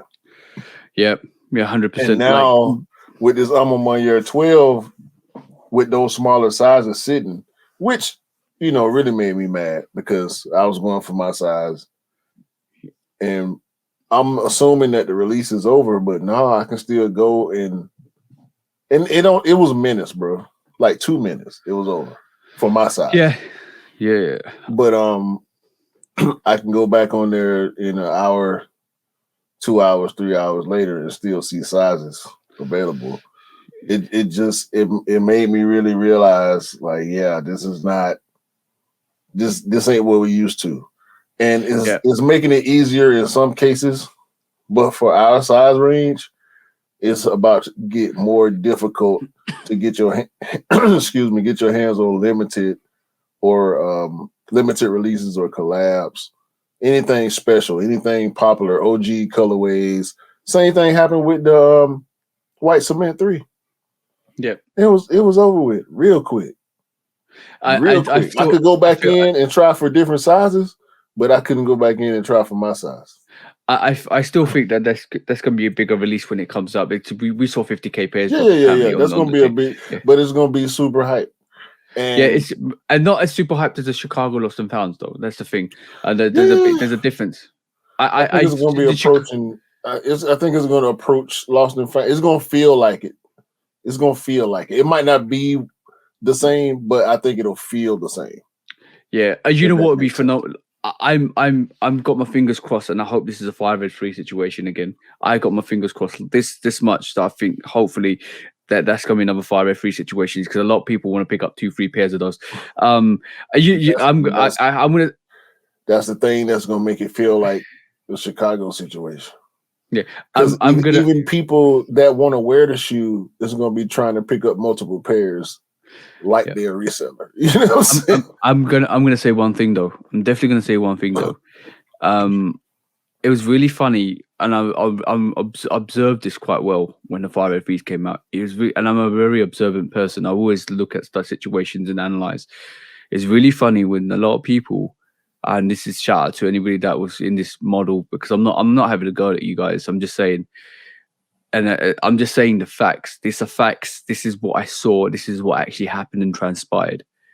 It was really funny to me to realize some of the people in the beginning of the year, like they said with the White Cement 3s, were saying, I'm going to pick up 2 3Ds, 503s. I'm going to pick up 2 3. Some people did, which is great. And other people, when it came close to the situation, realized that it wasn't as special, or not as special. Let's just rephrase that. It wasn't as limited as they thought it was going to be when you caught one pair, because the exclusivity wasn't there.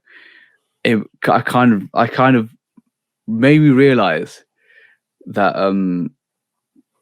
some people only pick up sneakers, and we know this already, because of how limited they are, and they won't have that exclusive range. But we know this. But like, I would just say, if you got that energy, just keep the same energy. Sometimes you don't want to be called out for capping all the time, because that's a big cap. Who you talking to though? I'm just saying. Who you talking to? A lot of people, bro. You're talking to the people that you were just talking about. You know that's what they do. You know who you are. You know who you that's are. That's what they do, bro. That's what they gonna do. But I do believe, like, I think you're right. The whole moral offset at this moment in time is we do white cement. We want 2 3 White Cement 3s, and if people can't get a White Cement 3, it's going to feel like the Chicago Lost and Found situation. But going off the back of that, I'm just going to say it's turning out like we've seen so many collaborations. Collaborations now are like just like, you remember when the Lightning 4 first came out, or the COJP came out, and they were so hard to get, and now we see the re-releases of them and they don't do as well as the original releases, because that's the knock-on effect of collaborations came out and took over this new wave and this new mystique and this new, like, oh, this collaboration, we're having 2 collaborations, we're having 3 collaborators, we're having Travis Scott, Fragment, Jordan all come together. And it made the hysteria behind that so important and even nostalgic, because we always look at that situation now and think, yo, that happened, and that's escalated the collaboration into a different echelon. Like, I'm talking Union Ones what brought that up there, right? And like Union 4s brought that up there, because now everybody's everybody's new hunt was for a collaboration, and the Amamanier brought up that now you want. I did that, bro. I went back and got Amamanier 3 and 4. You did that. You got Amamanier 3 because that has so much meaning. That has so much. Not even hype. It's got so much to that sneaker that you just want it. So now, rather than focus your attention on something like a Lightning 4 or another sneaker from back in the day that you could have got that we got re-released, you're not. No. Let me save my money and spend it on this sneaker because I know this sneaker is dope. Will never come out. So it's made a lot of sneakers refocus their attention on these collaborations, and we're all guilty of that. But it's because we want these collaborations. We want them because they're so unique, so different, so special. It's just put a whole new question mark and an explanation mark into the sneaker game that now you're like, this is why we see most of the releases sit, because everybody's like, I'm gonna give you an example. We're being more selective. A lot of people being more selective, which is good, but we're being more selective on the bigger releases, which is also good, because now I know from your aspect and from a lot of people's aspect, you want that Amamania 12, the white variation. That's another collaboration. You want the sneakers that you want. Obviously, you're looking forward to the not Union. You're looking forward to the Amamania 5 if it does come into fruition. That's something that you want. You're hyping. You're gearing up to. Like, we've just gone through a list of sneakers in the summer sneakers, and there's only about 1 or 2 that you really want from there, if I'm honest. And everything else is like, nah, it's fine because you're being selective, but your selection is gone on to the sneakers that you desire the most, and not and the same for me. So I'm not saying, I'm not having a knock at you or anybody. I'm just saying, same for me. It's like, I want to go for more exclusive pairs because of the meaning and because of the notoriety, because we know in the long run they'll be more expensive to get. Well, yeah, that's definitely a factor, but the bubble has burst, bro. The resale bubble has burst, and Yeah, that's really the main factor for everything that we're seeing right now.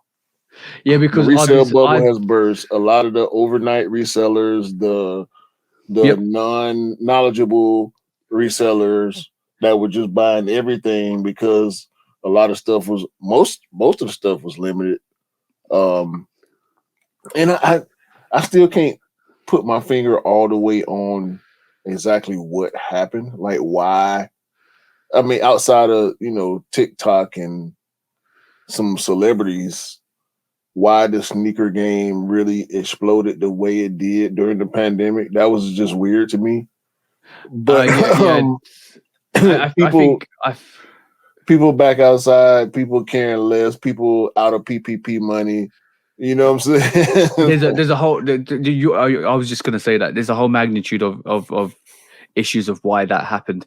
As a lot of people, all a result of the bubble bursting, though. Like, I give you a prime example. I said this on the live to Cam the other day. It was the gold rush. It came at a time when everybody had too much time on their hands, too much money on their hands, and it became another gold rush where where it's like stocks, like Bitcoin and all of that stuff, right? Like crypto and stocks and everything like that. Everybody focused their attention on different. You see how much Pokemon cards came back alive in COVID?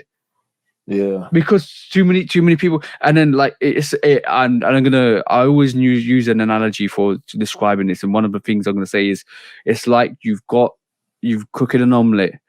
And you break some eggs, you start cooking, you might put some tomatoes in there, you might put some cheese in there, you might put some onions in there, you might put some ham in there, all of that stuff, you're cooking it all up. And the prime time to kind of go take it out and eat was just as COVID finished. Now everything past that is getting burnt because you left it in there too long. And that's the situation we're getting. So the bubble has officially burst, but it's because of our own doing, as not because of the brands, because the brands have pushed the agenda that we wanted, but it's because of our fault. And the reason why I say this is because our tastes have evolved. Our tastes are different, especially sneakerheads. we're looking for these collaborations. We're vying to get these Amamaniers, Unions, these other like Travis Scotts, all these collaborations, the Soleil Bembries, all of that stuff. We're trying to look for these more and more because we want them more and more because we're used to getting just unique designs. Off-White has been another brand as well that you're so used to wanting to consume this that now it's like our tastes have changed, and we're very critical of the sneakers that release. Like I was so critical of the Jordan 1 Craft, we are becoming more and more, I can say this, a bit snobbish. Yeah, because we expect have the high allowance. standards. We have the allowance to do it now, and because of what's happened in the past few years with the with the Moonlight, with the Crimson 4, with the Fire Red 4, with the Carmine. Like when we having these release wide issues and having flawed pairs and having botched releases, even when it comes to collabs, having botched releases, Sakai doing way too many collabs, and now they can't sell out a collab the way they did when they dropped the waffles. You know what I'm saying? And you said acronym with all the experimentation and people like, nah, we don't want a blazer with a cup holder on the back. You know what I'm saying? But you said it at the start of this live, and I'm glad you said it because you said to me that Crimson Bliss Jordan 5 DJ Khaled 2 years ago, you would have kept it. But 2 years on, you gave it back. Now, if that isn't classifying how our expectation levels are up there, that just emphasizes, because pre-COVID you would have kept that. Post-COVID, you ain't keeping that. It would have been a $500-600 shoe at that point. Exactly. I would have kept it because I know the odds of me paying what I could pay for it right now were slim to none for a brand new pair. Like I can get a brand new pair of those right now for $300. They cost $240. You know what I'm saying? By the way, let me know because I think they're sitting here as well, so I can try and copy your pin. Exactly. You know exactly that. But like this is why when we talk about the resale game, we talk about the future of the resale game. If you know your sneakers, you know what direction it's heading, and the only direction it's heading in is in exclusive sneakers. Everything else, like bro, we saw the other day, Cam pulled it up. Some guy who invested on the True Blue ones, and literally invested on pairs and pairs and pairs, and he's lost 20 grand. Because he can't sell them he can't even sell them for retail. So that just goes to show that if you put the nail on the head there at the moment, bro, because you said all the resellers were there just for that gold rush are actually now disappearing because they don't know what they're doing, and all the resellers that knew. It's dudes like this guy that you just brought up that 2 years ago he would have won on that shoe. Yep, he would have won big on that shoe because 2 years ago. 2 years ago, the Marina ones would be a $300 sneaker. They out at $350, $400. 3 years ago, the True Blue ones would be a $250, $300 sneaker. You remember the smoke grays? Bro, with the red on the top, bro. The poor man's union, what they called it when it first came out, but bro, that did numbers. $350 shoe. That's still a relatively expensive shoe to get. Yeah, and see, I thought about this also. Before we get off this, revisionist pricing is a big problem in the sneaker game right now. And what I mean by revisionist pricing is a shoe of lesser quality and meaning 2 years ago will hold a higher value than something that means more and is a better constructed product right now because of the time that we were in the sneaker game. Mm-hmm. And the prices were so much higher and the demand was so much higher. A lot of stuff, what shoe was it? Raging Bull. Mm-hmm. When the Raging Bull came out, it was limited because they was popping up here and there, popping up. This store didn't get their shipment. They got them over here, but they only got 30 pairs. The next week, okay, 2 more stores got them. Okay, now this foot site finally doing the raffle for theirs. That was like a 2-month long release, bro. I end up with 3 pairs of Raging Bulls because of late raffles and late shipments and everything, right? Once everybody started getting their Raging Bulls, once them containers made it to land, and we started seeing Raging Bulls popping up every day for like a week or 2 online, and all these stores having Raging Bulls, the price went straight down on that shoe, bro. Yeah. It was 300, 325, 340, 350 when the release first started. And by the end of the release, it was like 260, something like that. Let me give you another example before we swiftly move on, bro. The biohacks I had to get for resale, right? Because obviously I love that sneaker a lot, and I had to get that for resale. That came at a time when COVID was kicking in, and then, or we were in mid-COVID, and then the handcrafted ones sat. Tell me how. What's different about those 2 sneakers? I mean, stylistically, they're pretty similar. The deconstruction on the biohack is probably the biggest thing that separated from outside of the midsole coloring. Those 2 things. Yeah, I'm glad you said it's pretty similar, because that's what I think about those 2 sneakers. The biohacks is probably a bit more superior than the handcrafted. But the handcrafted was, as I said, handcrafted. It's a very, very unique sneaker. So the uniqueness takes it into the similarities, but obviously there's subtle differences which make them different. But if the biohacks came out right this moment in time, and I know it's been based on a dunk high. Don't get me wrong, I know that. I don't think it's do as well as it did in COVID. I truly think that it might do handcrafted variations where it just sits. It's a beautiful sneaker. It was my sneaker of the year. But I still think in this current climate, if you release a biohack, we won't do well. Yeah, I kind of want to roll with that notion. I kind of want to roll with that. And we'll leave. Yeah, the COJPs. Yeah. And I know the silver COJP didn't do well. The Midnight Navy did well. And the silver one's probably a bit more exclusive. But I just want to mention one thing, and what you brought up with the handcrafted. Oh no, the craft one. Sorry.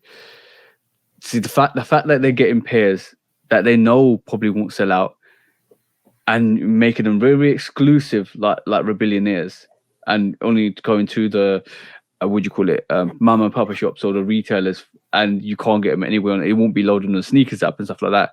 Just goes to show that that's another strategy that Nike using to make you kind of feel that sneaker's got some value, that you need to get it. I think people are onto that because the heirloom one didn't do too well, and for some reason that shoe is eerily similar to the heirloom in colorway, with that that yellowy, goldy looking, creamy, like just they could have kept that, bro. Yeah, anyway. all I'm gonna say on that subject is don't be caught shadowboxing by yourself when you got another opponent in the ring. You might get knocked out. That's just a bad color in me, man. I didn't like it. All right, cool. By the way, we missed a quick strike. I'm just going to go back and quickly discuss this quick strike. I think it's quite relevant to what we're talking about in terms of collaborations. And obviously, this is another little thing. And why do I open up After Effects? Right, it's another little thing that's kind of interesting to see how trends are moving at this moment in time. Obviously, we love talking about trends, and if I can find this, I'm going to showcase this because, hold on, I think it's in this one. Apologies. So let me share this screen with you guys, and this is the Soleil Bembury slides. So obviously, what we know, Soleil Bembury pollen clogs, Crocs. Such a big name to say, bro. Pollen. The Soleil Crocs, bro. This is the Soleil pollen clog Crocs.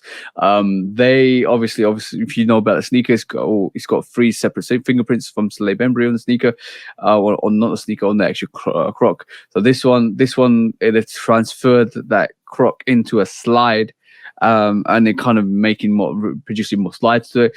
I think this is quite an interesting move from Crocs, because we know that the next main subject, it ties in well with the main subject next, is that obviously Kanye's left Adidas. So the fact that we might never see any more slides, I think this opened up a massive gap that people are now trying to influence, which obviously feels like Crocs are coming in straight off the bat, straight with fire, with some Soleil Bembury slides. What do you reckon, bro? This will work. This will work. People love the Crocs. People are starting to have Soleil in the forefront of their mind now when it comes to design. This is a great move. Footwear, yeah. I think this is gonna work. This is gonna work very, very well for him. Hopefully he gets some better collabs, man.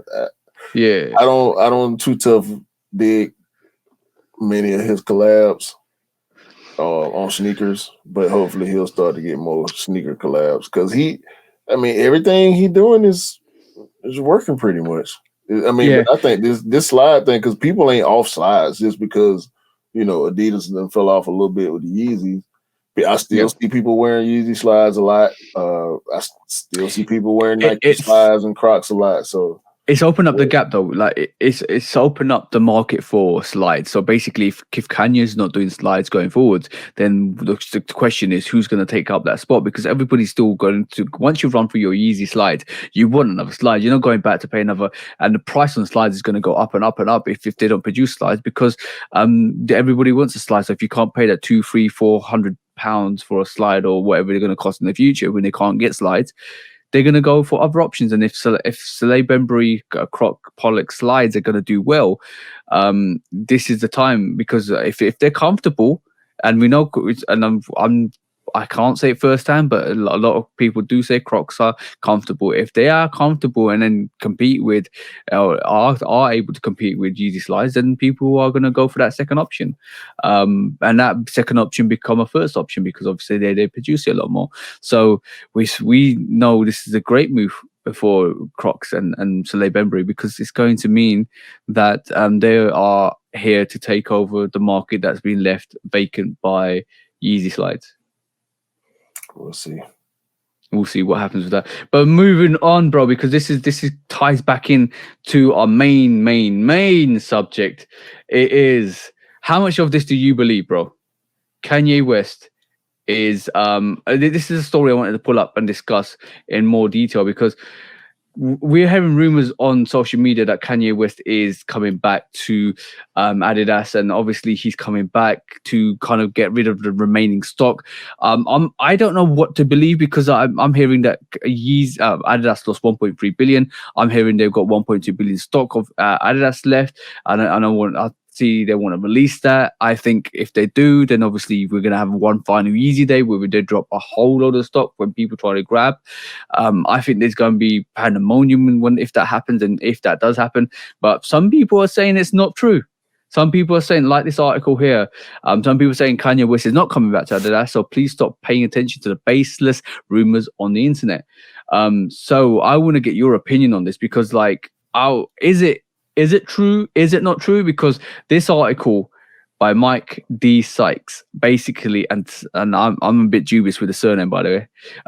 I just want to say, obviously Sykes, I got you. So I just want to kind of reiterate that this was sent out this week saying Adidas has structured and proposed a new deal in an attempt to re-engage Ye and Yeezy back into the partnership with them. The deal includes significant higher royalties than before. Obviously, we know that's going to be a situation because if you're bringing back Kanye West, he's going to ask for more money. This comes after Adidas reportedly projected losses of 1.3 billion since the split with Ye. I want your take, bro. I don't know. I mean, would it be smart? I think it'll be smart for both of them. Yep. To come to some type of agreement to, for lack of a better term, liquidate all the stock that they already got branded. Yep. It don't make sense financially to not move it. So now y'all just sitting on all this stuff. If y'all were to try to repurpose it, it's going to cost to do that. You're going to end up losing materials, no doubt, if you're trying to repurpose massive amounts of stock. Yep. Based on the trajectory that they were on before the breakup happened, we can guess they got at least 4 or 5 million pairs of whatever's. Just sitting in a warehouse right now that they can't do nothing with because it's easily branded. Let's put this into perspective. And Kanye need to cut his losses. Yep. That's what if there's any validity to Adidas trying to do this, trying to see if they can make it work, that's exactly what they're doing. They're trying to cut their losses. Kanye need to swallow his pride and be actually humble this time, since he claimed he was so humbled by the situation in the first place. He need to show how humble he really is, make an agreement with these people, get some of the money that you would have made had you stayed in business with them. Mm-hmm. Everybody wins. The consumers that want the product win. The company win because they can actually get money for the stuff they done spent money on. And he wins because he gets money that he forfeited when he caused them to want to break up in the first place. Yeah, the thing is, it makes financial sense for all parties because I just don't want to repurpose those sneakers to remove it. It's definitely a short-term contract, I reckon, to get rid of the remaining stock before they cut ties. I can't see Adidas doing continuous business with Ye. Even though they lost a 1.3 billion hit from when the Ye split up with Adidas. If that's true, that we're taking that figure as not fact, but a statement that somebody's put out there. Obviously, we just hear what we hear. It makes financial sense to do that. Even the royalties you pay to Kanye might not be as much as repurposing the sneakers, and that's a whole lot of time and effort you need to do to kind of situate that. That's going to be a massive issue. What we haven't seen, and I'll give you hints of what we haven't seen. We haven't seen the Beluga reverse Belugas or Beluga 3.0s. I think that's the sneaker that we haven't seen. That was predicted to come out last year. We haven't seen the Pirate Blacks. That was rumored to come out last Yeezy Day. Did we see the Pirate Blacks? No, we saw the Turtle Doves last year, didn't we? Or the year before? I don't keep up with that. Yeah, so there was a whole load of sneakers that we haven't seen come out, and we saw the Wolf Grey 350s. That didn't come out. Yeah, there's a lot of sneakers that we haven't seen come out, and are still sitting there with Yeezy branding. And I think it makes big business financial sense to do that. We'll probably hear more in the next couple of weeks about this, but it makes sense. It does make sense. And I don't think it's going to be a long-term contract unless Adidas think, you know what, we might as well keep up with Ye because at the end of the day, we are losing money. We're hemorrhaging money. But will the support for Kanye be there when he comes back? Will people still reverberate around Kanye if he comes back? What will he ask for in the actual agreement? What is he asking for? IP? Is it for his intellectual property? Or the intellectual property that he believes is his? Is he going to be asking for a higher cut? We don't know anything about the contract. We don't even know if they've talked. So this is all on speculation and rumor at the moment. But the rumor is, that Adidas are open to approach Kanye to actually negotiate the remaining stock. That we need to work out to see what happens. A lot of people, and we know how social media works. We know how the fact that social media is very sometimes indicative and in basically they kind of know what will happen, but sometimes it's just a whole lot of crock where they basically kind of just put stuff out there to just kind of stimulate the news. See what I'm saying? It had to come from somewhere, though. I mean, whether it No came smoke from and fire. somebody, whether it came from somebody that was, I don't know, somebody that was on the inside of Adidas that said, that might be a good idea, and it came from there, or maybe somebody on Kanye's side said something about trying to reconcile, but Yeah. it would make sense for everybody. I mean, and especially for the financial teams on both sides. Yeah. For the lawyers on both sides, the legal teams. Yeah, that's a lot of commission, bro. Let's make this happen. But is the question is, has too much been said and done? Has too much gone on for this to go backwards to where it was before? That's the question. Obviously, Kanye's made massive anti-Semitic statements. JP Morgan chucked him out from doing business with him. That's them, bro. That ain't got nothing to do with this situation. That's them, bro. If I was him, I'm trying to get back as far as I can, as close as I can to where I was before everything went belly up. I can't worry about what somebody else does or doesn't want to do. If Adidas is coming back at me talking about trying to put something together to release this product, whatever the negotiations is, like you were saying, IP and ownership and royalties and all that. Let's just get it worked out, bro, so I can get this money. I'm not even talking about from Kanye's perspective. I'm actually talking about from Adidas's perspective, because is it a bad look on Adidas to do business with somebody that's said anti-Semitic things? Depending on who you ask. I'm not buying the product. That's gonna matter to the consumers. To consumer, exactly. As long as there's a demand for the products, that answer, is gonna show itself. Because people gonna buy. People gonna buy. Whether they gonna put it on feet or they reselling it or trying to hold it for a greater value later on. As long as they buy it, that's the bottom line. What I'm saying? That's the bottom line. And for all parties. For Adidas, Kanye, and everybody else involved monetarily, because we know there's probably some other parties involved with this too that stand to gain something from this. That's what it's all about. When we see stuff like this, bro, it's about money. Yeah, bro. Money always talks. Money always talks. Always talks. It's about the paycheck. Even though you could be the most horrible person, it's all about the paychecks. I'm not saying Kanye is a horrible person. I'm not saying Adidas is a horrible person, but money always talks. Like it's and this is why we always say stuff like put your money where your mouth is and all of that stuff. Or it's always about money. At the end of the day, it's what value you bring to some proportional amount of your business. Or so if from that perspective, makes business sense. Definitely makes business sense for them to actually put up with Kanye just for this collaboration to kind of end or get rid of the remaining stock. Will they do more stock? That's interesting to see if they are successful.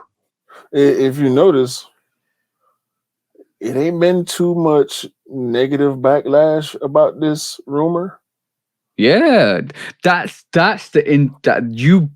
I totally didn't even think about that. You brought something up really, really, really interesting, because we would have expected a lot more backlash from this. Not necessarily. Towards Adidas. Not necessarily. I don't really. I'm not. And I would be one to give negative backlash to Adidas. I don't really care about this situation. Like I'm done with this. So whatever they do I made my determinations months ago when everything came to a head. Yeah. I'm not rocking with Kanye West as an artist. Whether it's music, clothing, or footwear, I'm not rocking with him. Yeah. So that's where I'm at. Adidas is not the company that I shop with.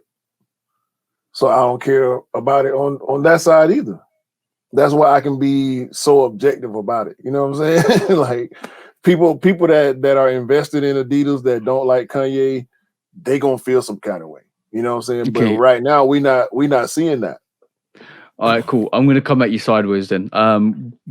Would you forgive Kyrie?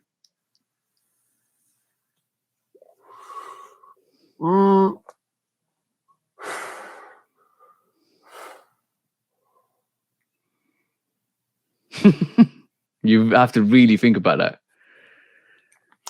I'm not as hot with Kyrie as I was with Kanye. For one. I'm not a fan of Kyrie. Yeah. As far as like, you know, him being a favorite of mine. You know, I recognize his greatness. Same thing with Kanye. I don't, you know, Kanye don't all of a sudden suck to me as an artist and nothing like that. It's you know, subjectively. Right. This is why I wanted to put that situation in your brain. This is subjectively. I wanted to actually ask you about a case that is similar, but obviously branding is different. So I wanted to kind of put that in your range and think, what would you have done? Because I know you have no love lost for Kanye West or Adidas, but you have love for Nike, and you have potentially had love for some kind of respect for Kyrie. Yeah. So from that perspective, I just want to say, situations being the situations they are, they're quite similar. So would you forgive Kyrie if it all was said and done? They all mutually came to an agreement and said, yeah, it's fine, let's carry on what we had before. Would you be happy? Would you support it? Because this is like what's happening with Kanye. Yeah, I don't know, bro. I don't know. That's why I said it depends on the consumer, bro. Because I don't buy Kyrie shoes either. So I know, but you're a very Nike loyalist. That's why I asked the question. Yeah, bro. I love my Nike products, but you know, companies make questionable decisions, and even from the Nike standpoint, I'm looking at this Adidas situation like they just got to do what they got to do. Yeah, exactly that. I ain't got to like it or agree with it, but like at the end of the day, you want to lose this money or you want to make this money. Exactly. And you know what? I'm shout out to you, Marcel. You was agreeing with most of the topics I was actually talking about last week in terms of the disorder that Adidas is at the moment with their actual releases. I think it went from specials to Nike, like Marcel realizing, yo, maybe TJ's got a point about marketing. So it's glad that we came to an agreement on that. But it's going to be interesting to see. I'm going to wait for the debris to settle, and then work out what the situation is. Because at the moment, the bombs exploded in terms of the Adidas trying to seek back Kanye, and then let's just see what settles from that, and we can kind of analyze the situation. Because I think at the moment the smoke's in the air, we don't know what's happening. Nah, but there's no smoke without fire, bro. So Adidas they ain't stupid. They gonna see what the public opinion is, and I think they're gonna try to make a move based on how the people public feel. opinion. Yeah, I think what you just said is spot on. They've just put that out in the ether, and they're trying to work out what people's reactions are. And if there's no bad reaction, then they might say, okay, cool, we will go ahead with this. If there is a bad backlash, they'll say, oh, well, we did. There was no negotiation in the works anyway. So they can't lose on that situation. And this is how big companies roll anyway, because they'll put something out there, leak something, maybe leak a UA sneaker, and all of a sudden UAs are doing everything like that. But they might leak something and then kind of say, oh, but that wasn't us though, because we didn't say that. If the reaction is bad. Might open the door back up for him. Yeah, but will it be long term or short term? That's the big question. If it does if this agreement is happening and it does open up the door, is it a long term agreement? Is it a short term agreement? Is he going to be back? Is he going to be designing? Is he going to be doing stuff? Is he just going to get rid of the stock? That's all the questions we need to realize once the dust settles. This might all be like this report saying a whole load of crock. So let's just see. Let's see. It's gonna be interesting. Okay, bro. Let's get into the most vital part of this podcast. Yeah. When resale is too high. Damn resellers. Order. When hype beats go too far. These damn hype beasts. Order in the court. Order. When the back door opens. Guilty. It's time for Order in the court. the sneaker court of public Guilty. opinion.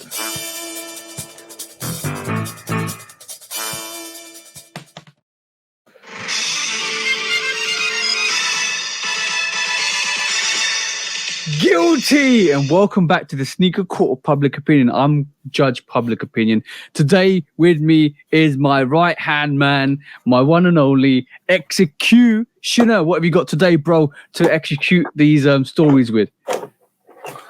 I'm gonna have to come back once again with the big book, bro. These rule breakers and line steppers gonna have to understand. You're gonna have to get slapped upside the head with the big book, man.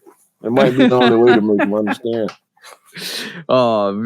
So we're throwing the big book, the shoe dog book, at them this week. So for first court case, it is the one, the only, the liar. Your pants are on fire, Jason Tatum. Do you wanna add that to the stream, bro? Because I know you've got something up there. Let's just see what happens.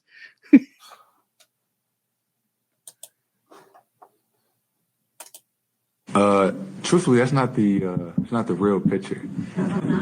No. So I would love to. You know, I've seen. Hold on, bro. It's not the real picture. Okay, cool, bro. I kind of, I want to say he did it really cleverly. Hold on. Is he saying that's not a real official picture? That's not the real official picture. That what you saying?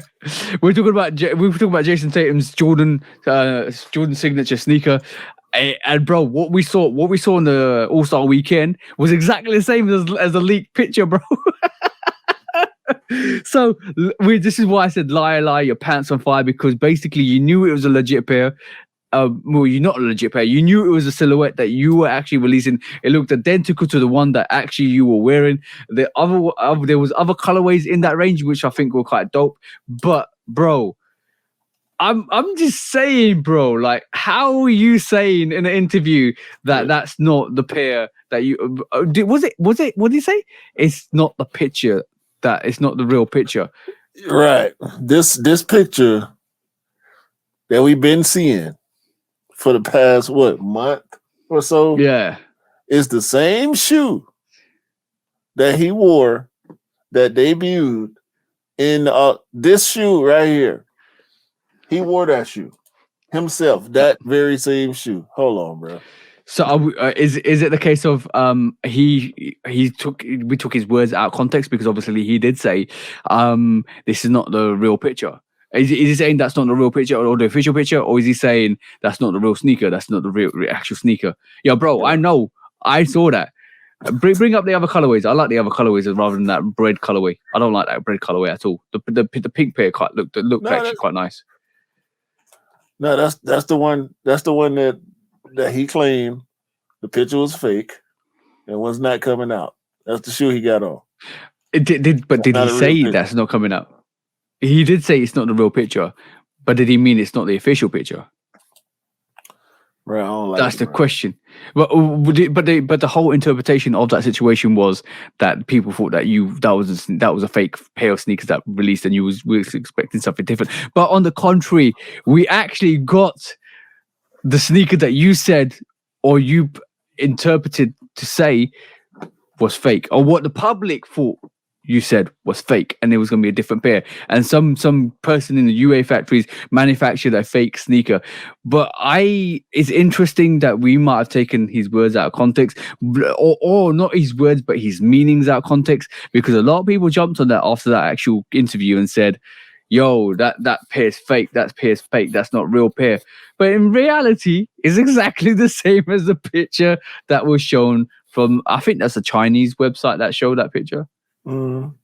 And then we saw the Jason Tatum Jordan sneaker with the cool grey 2s, which we brought up to the podcast, and we said maybe the UAs have got ahead of the game and they started producing Jordan 2s on the basis that that what Jason Tatum said that wasn't real. So bro, that's just show.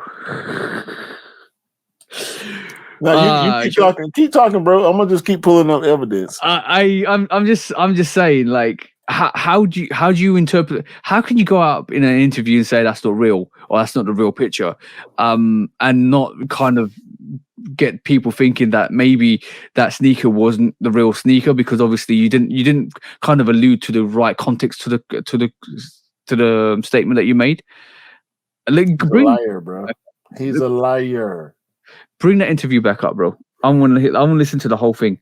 I want to see what he actually said, and let's kind of break down everything he says, because it's a bit of a reaction now. Go back to the start and let's hear it. Truthfully, that's not the real picture. No. So I would love to. I've seen the not real version come out today, and the kid in me wanted to post the real picture. But I'm excited.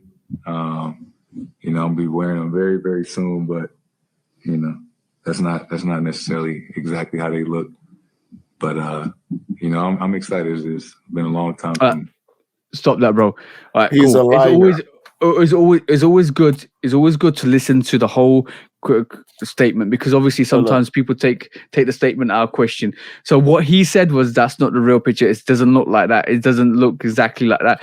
This and that. Okay, this the picture right here, right? We talking about this. The picture we talking about, right? Yep.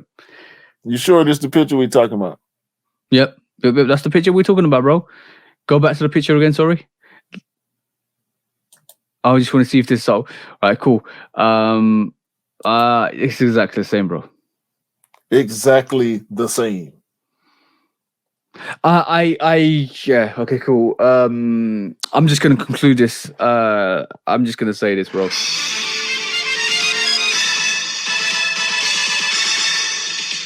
Jason Tatum, you're guilty in a court of public opinion, guys, because basically what you said was the sneaker wasn't real. What you said it's not the real picture. What you said it looks slightly different. All of those are not true.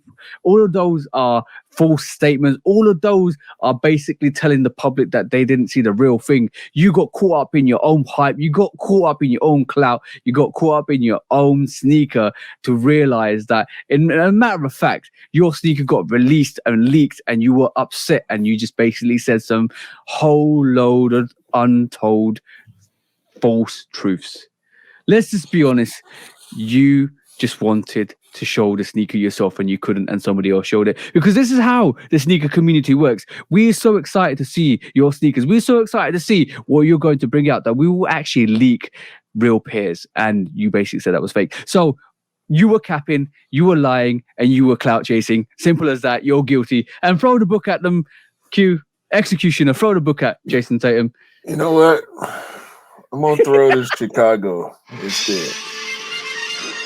Because you got to put more respect on your first signature sneaker, bro. This is the first signature sneaker of all the first signature sneakers. If you disappointed, if you underwhelmed with your first signature sneaker, it's okay. Just keep balling and you'll get more.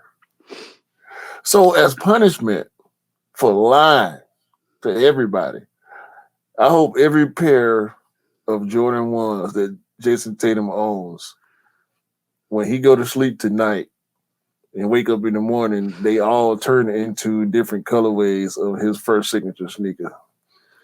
So he can learn to respect his first signature sneaker the way people respect MJ's first signature sneaker, okay? Because your first signature sneaker, bro. Your first signature sneaker do got that Jumpman on it, even though this one don't. But yeah, you need to learn more respect for your first shoe, bro, and stop lying to people when they see pictures of it because you don't like it, okay? Yeah, you know what? You know that statement came out directly after the negativity on that sneaker, because basically people saw it and then basically weren't happy with the fact that they looked like that, and then obviously he had to come out and make that statement. But it was too late down the line to actually change the sneaker look, because obviously they also already been produced and manufactured. So unfortunately, I think what you said is right. He was really underwhelmed by the sneaker because of the response from the public. And the public is always the judge of all the situations. So from that matter of fact alone, he's guilty. He's guilty for getting wrapped up. Guilty for probably producing a bad design if he was involved in it. Guilty for the negative response the public got from it. Guilty for clout chasing. Guilty for lying. Bro, he's a whole load of guilty. We're just chucking Jason Tatum into jail for the court of public opinion, because the public ain't happy with what you said. They ain't happy that you brought out that sneaker in All-Star Weekend, and it looks exactly like the leaks that you said weren't real. So case closed, bro. That was an easy shut case, but we got one surprise court case for you guys, because this came in lastminute.com.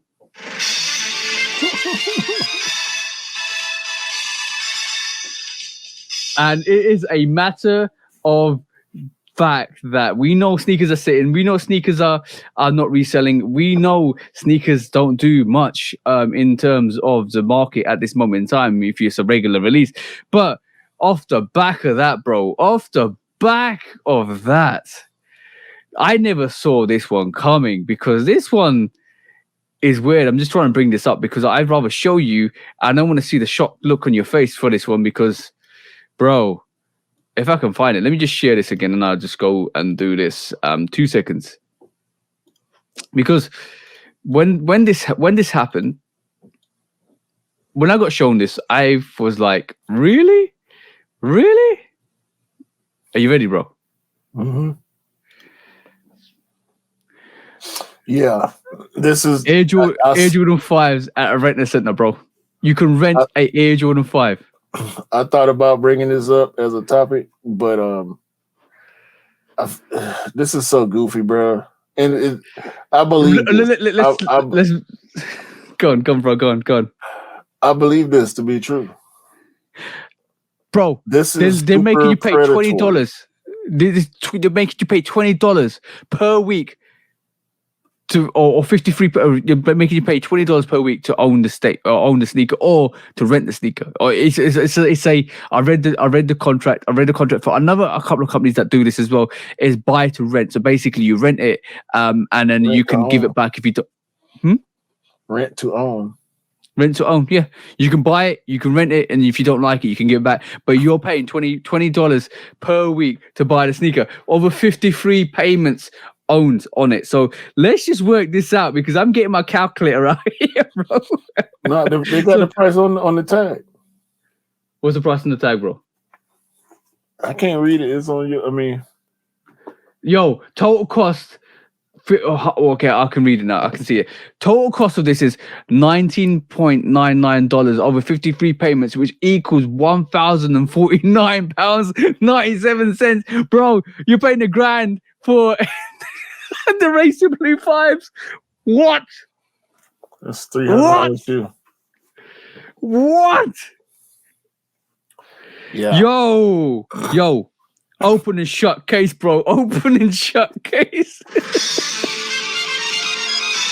Super predatory, bro. Guilty. You're taking basically advantage of the situation that, sneakers ain't hard to get anymore. Well, I don't understand this, bro.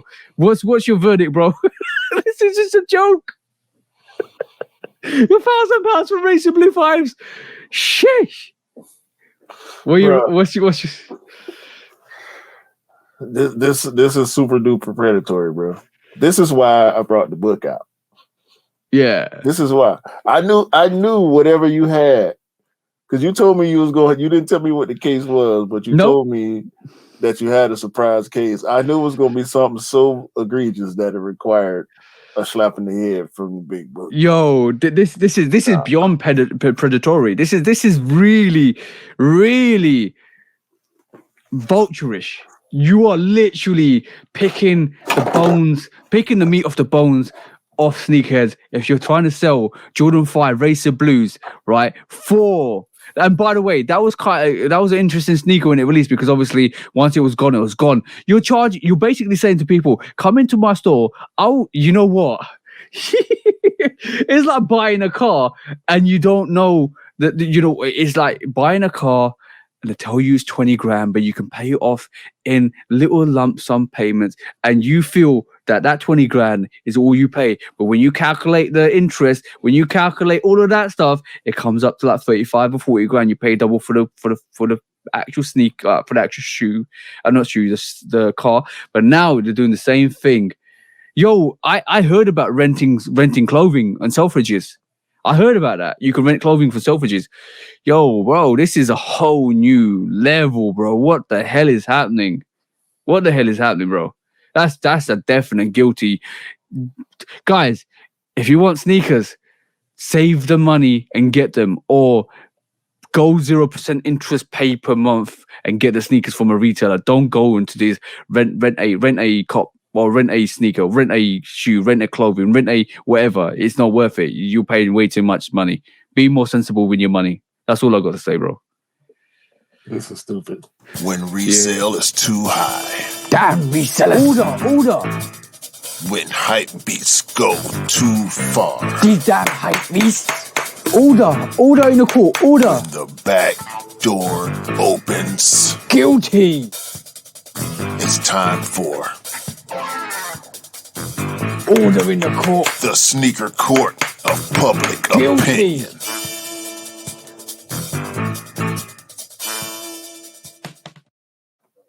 That was corny behavior, bro.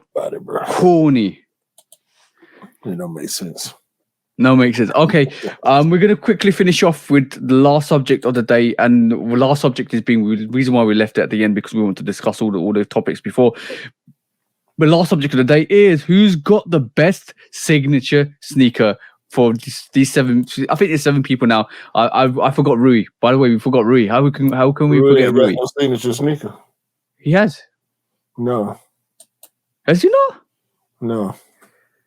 Oh, because he's only got the Jordan 8. Okay, cool. My bad. Because we were just going for signature sneakers. So let me share my screen because I've got all of them up here at the moment. I'm going to say who the people we picked at the moment, bro? Zion, Ja, Tatum, Luka, and Giannis. Okay, cool. So I'm gonna share the screen. Okay, this is LaMelo and Kawhi also. Yep. So this is Zion's first signature sneaker. Nah. What'd you reckon? Yeah, I ain't really like him. I was happy that he got his first signature sneaker. I was excited to see it, but I didn't really rock with it. Definitely not as much as I like his second signature. I'm gonna give this 3. Okay, cool. We're gonna list our top 7 anyway. So I think this is Kyrie-esque. It looks like a Kyrie-esque sneaker, to be honest, with the Z right next to it. All right, next up is Jars. I know you love this sneaker. Yeah, Jars, that's a 5 for me. Okay, cool. I do like the color blocking of this. Most of these sneakers are very similar, to be honest. If I've ever looked at them, they've used one base sneaker and kind of modeled it to what the athlete wants. So this is Ja Morant's sneaker. Next up is Giannis. I really like Giannis' first signature sneaker. Yeah. I think it was a little minimalist, but that's kind of how it goes nowadays with basketball shoes.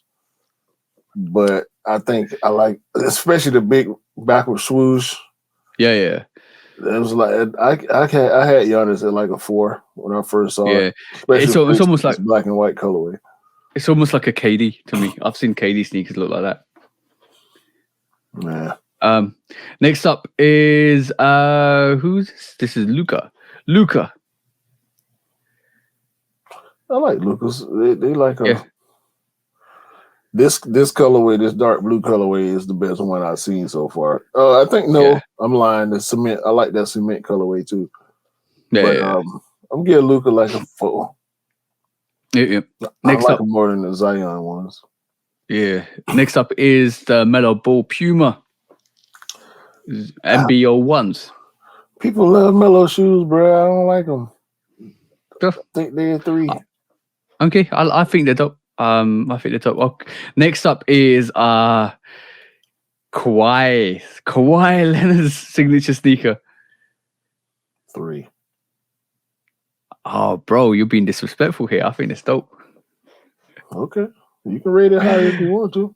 I think that's up there with at least 4. Next up is obviously Jason Tatum's sneaker. 1. Okay, I agree with you. Okay, cool. Let's make the list now. So we reckon Jason Tatum's got. We reckon Jason Tatum's got the worst sneaker. This is going to be known as his worst signature sneaker because he lied. Let's be honest. Because he's going to always be remembered. So guys, I'm going to tell you, if you don't need to say it, don't say it, because don't say falsehoods and then it will come back to bite your ass. Because this is why this sneaker is number 1. Otherwise, it would have been average, like 2 or 3. But this is 1 because of all the like really bad stuff he said about the sneaker. He didn't like his own sneaker, but from the looks of it. So how can we like it? So that's 1. All right, that's our least favorite.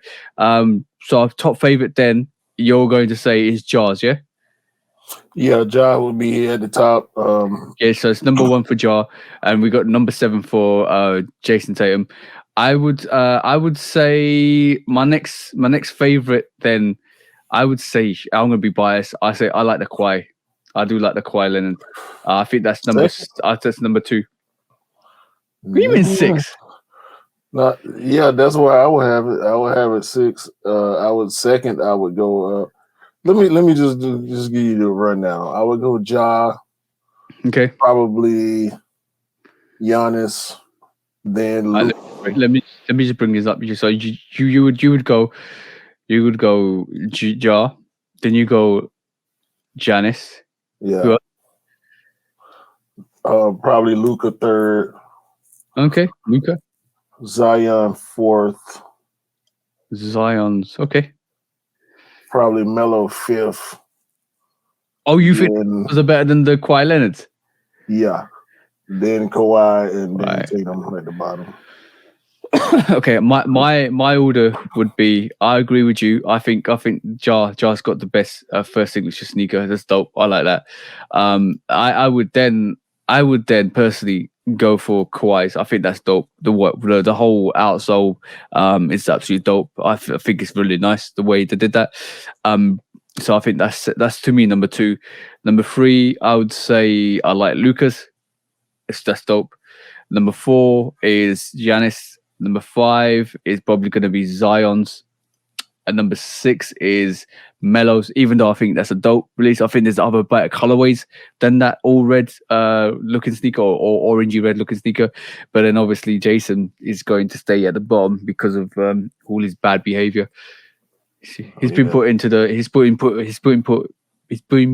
corner, and he's going to stay into the corner until he loves his sneaker. You know what? That was the best punishment that you gave out this week. Yeah, man. Listen, you gotta get some type of repercussions for just being a lying sack of dirty shirts. Like, you know, but the base emphasis is what you said is if you don't like your sneaker, how are you gonna expect other people to like your sneaker? Because you already threw so many falsehoods on it. So why? This is goofy, bro. It is what it is. I ain't buying them. Anyway, guys, this is episode 56. Done and dusted, and you obviously know the name of this already. It's Liar Pants on Fire. So that's going to be the podcast name today, because the main topic or the main subject was Jason Tatum being a lying, what do you call, sack of shirts.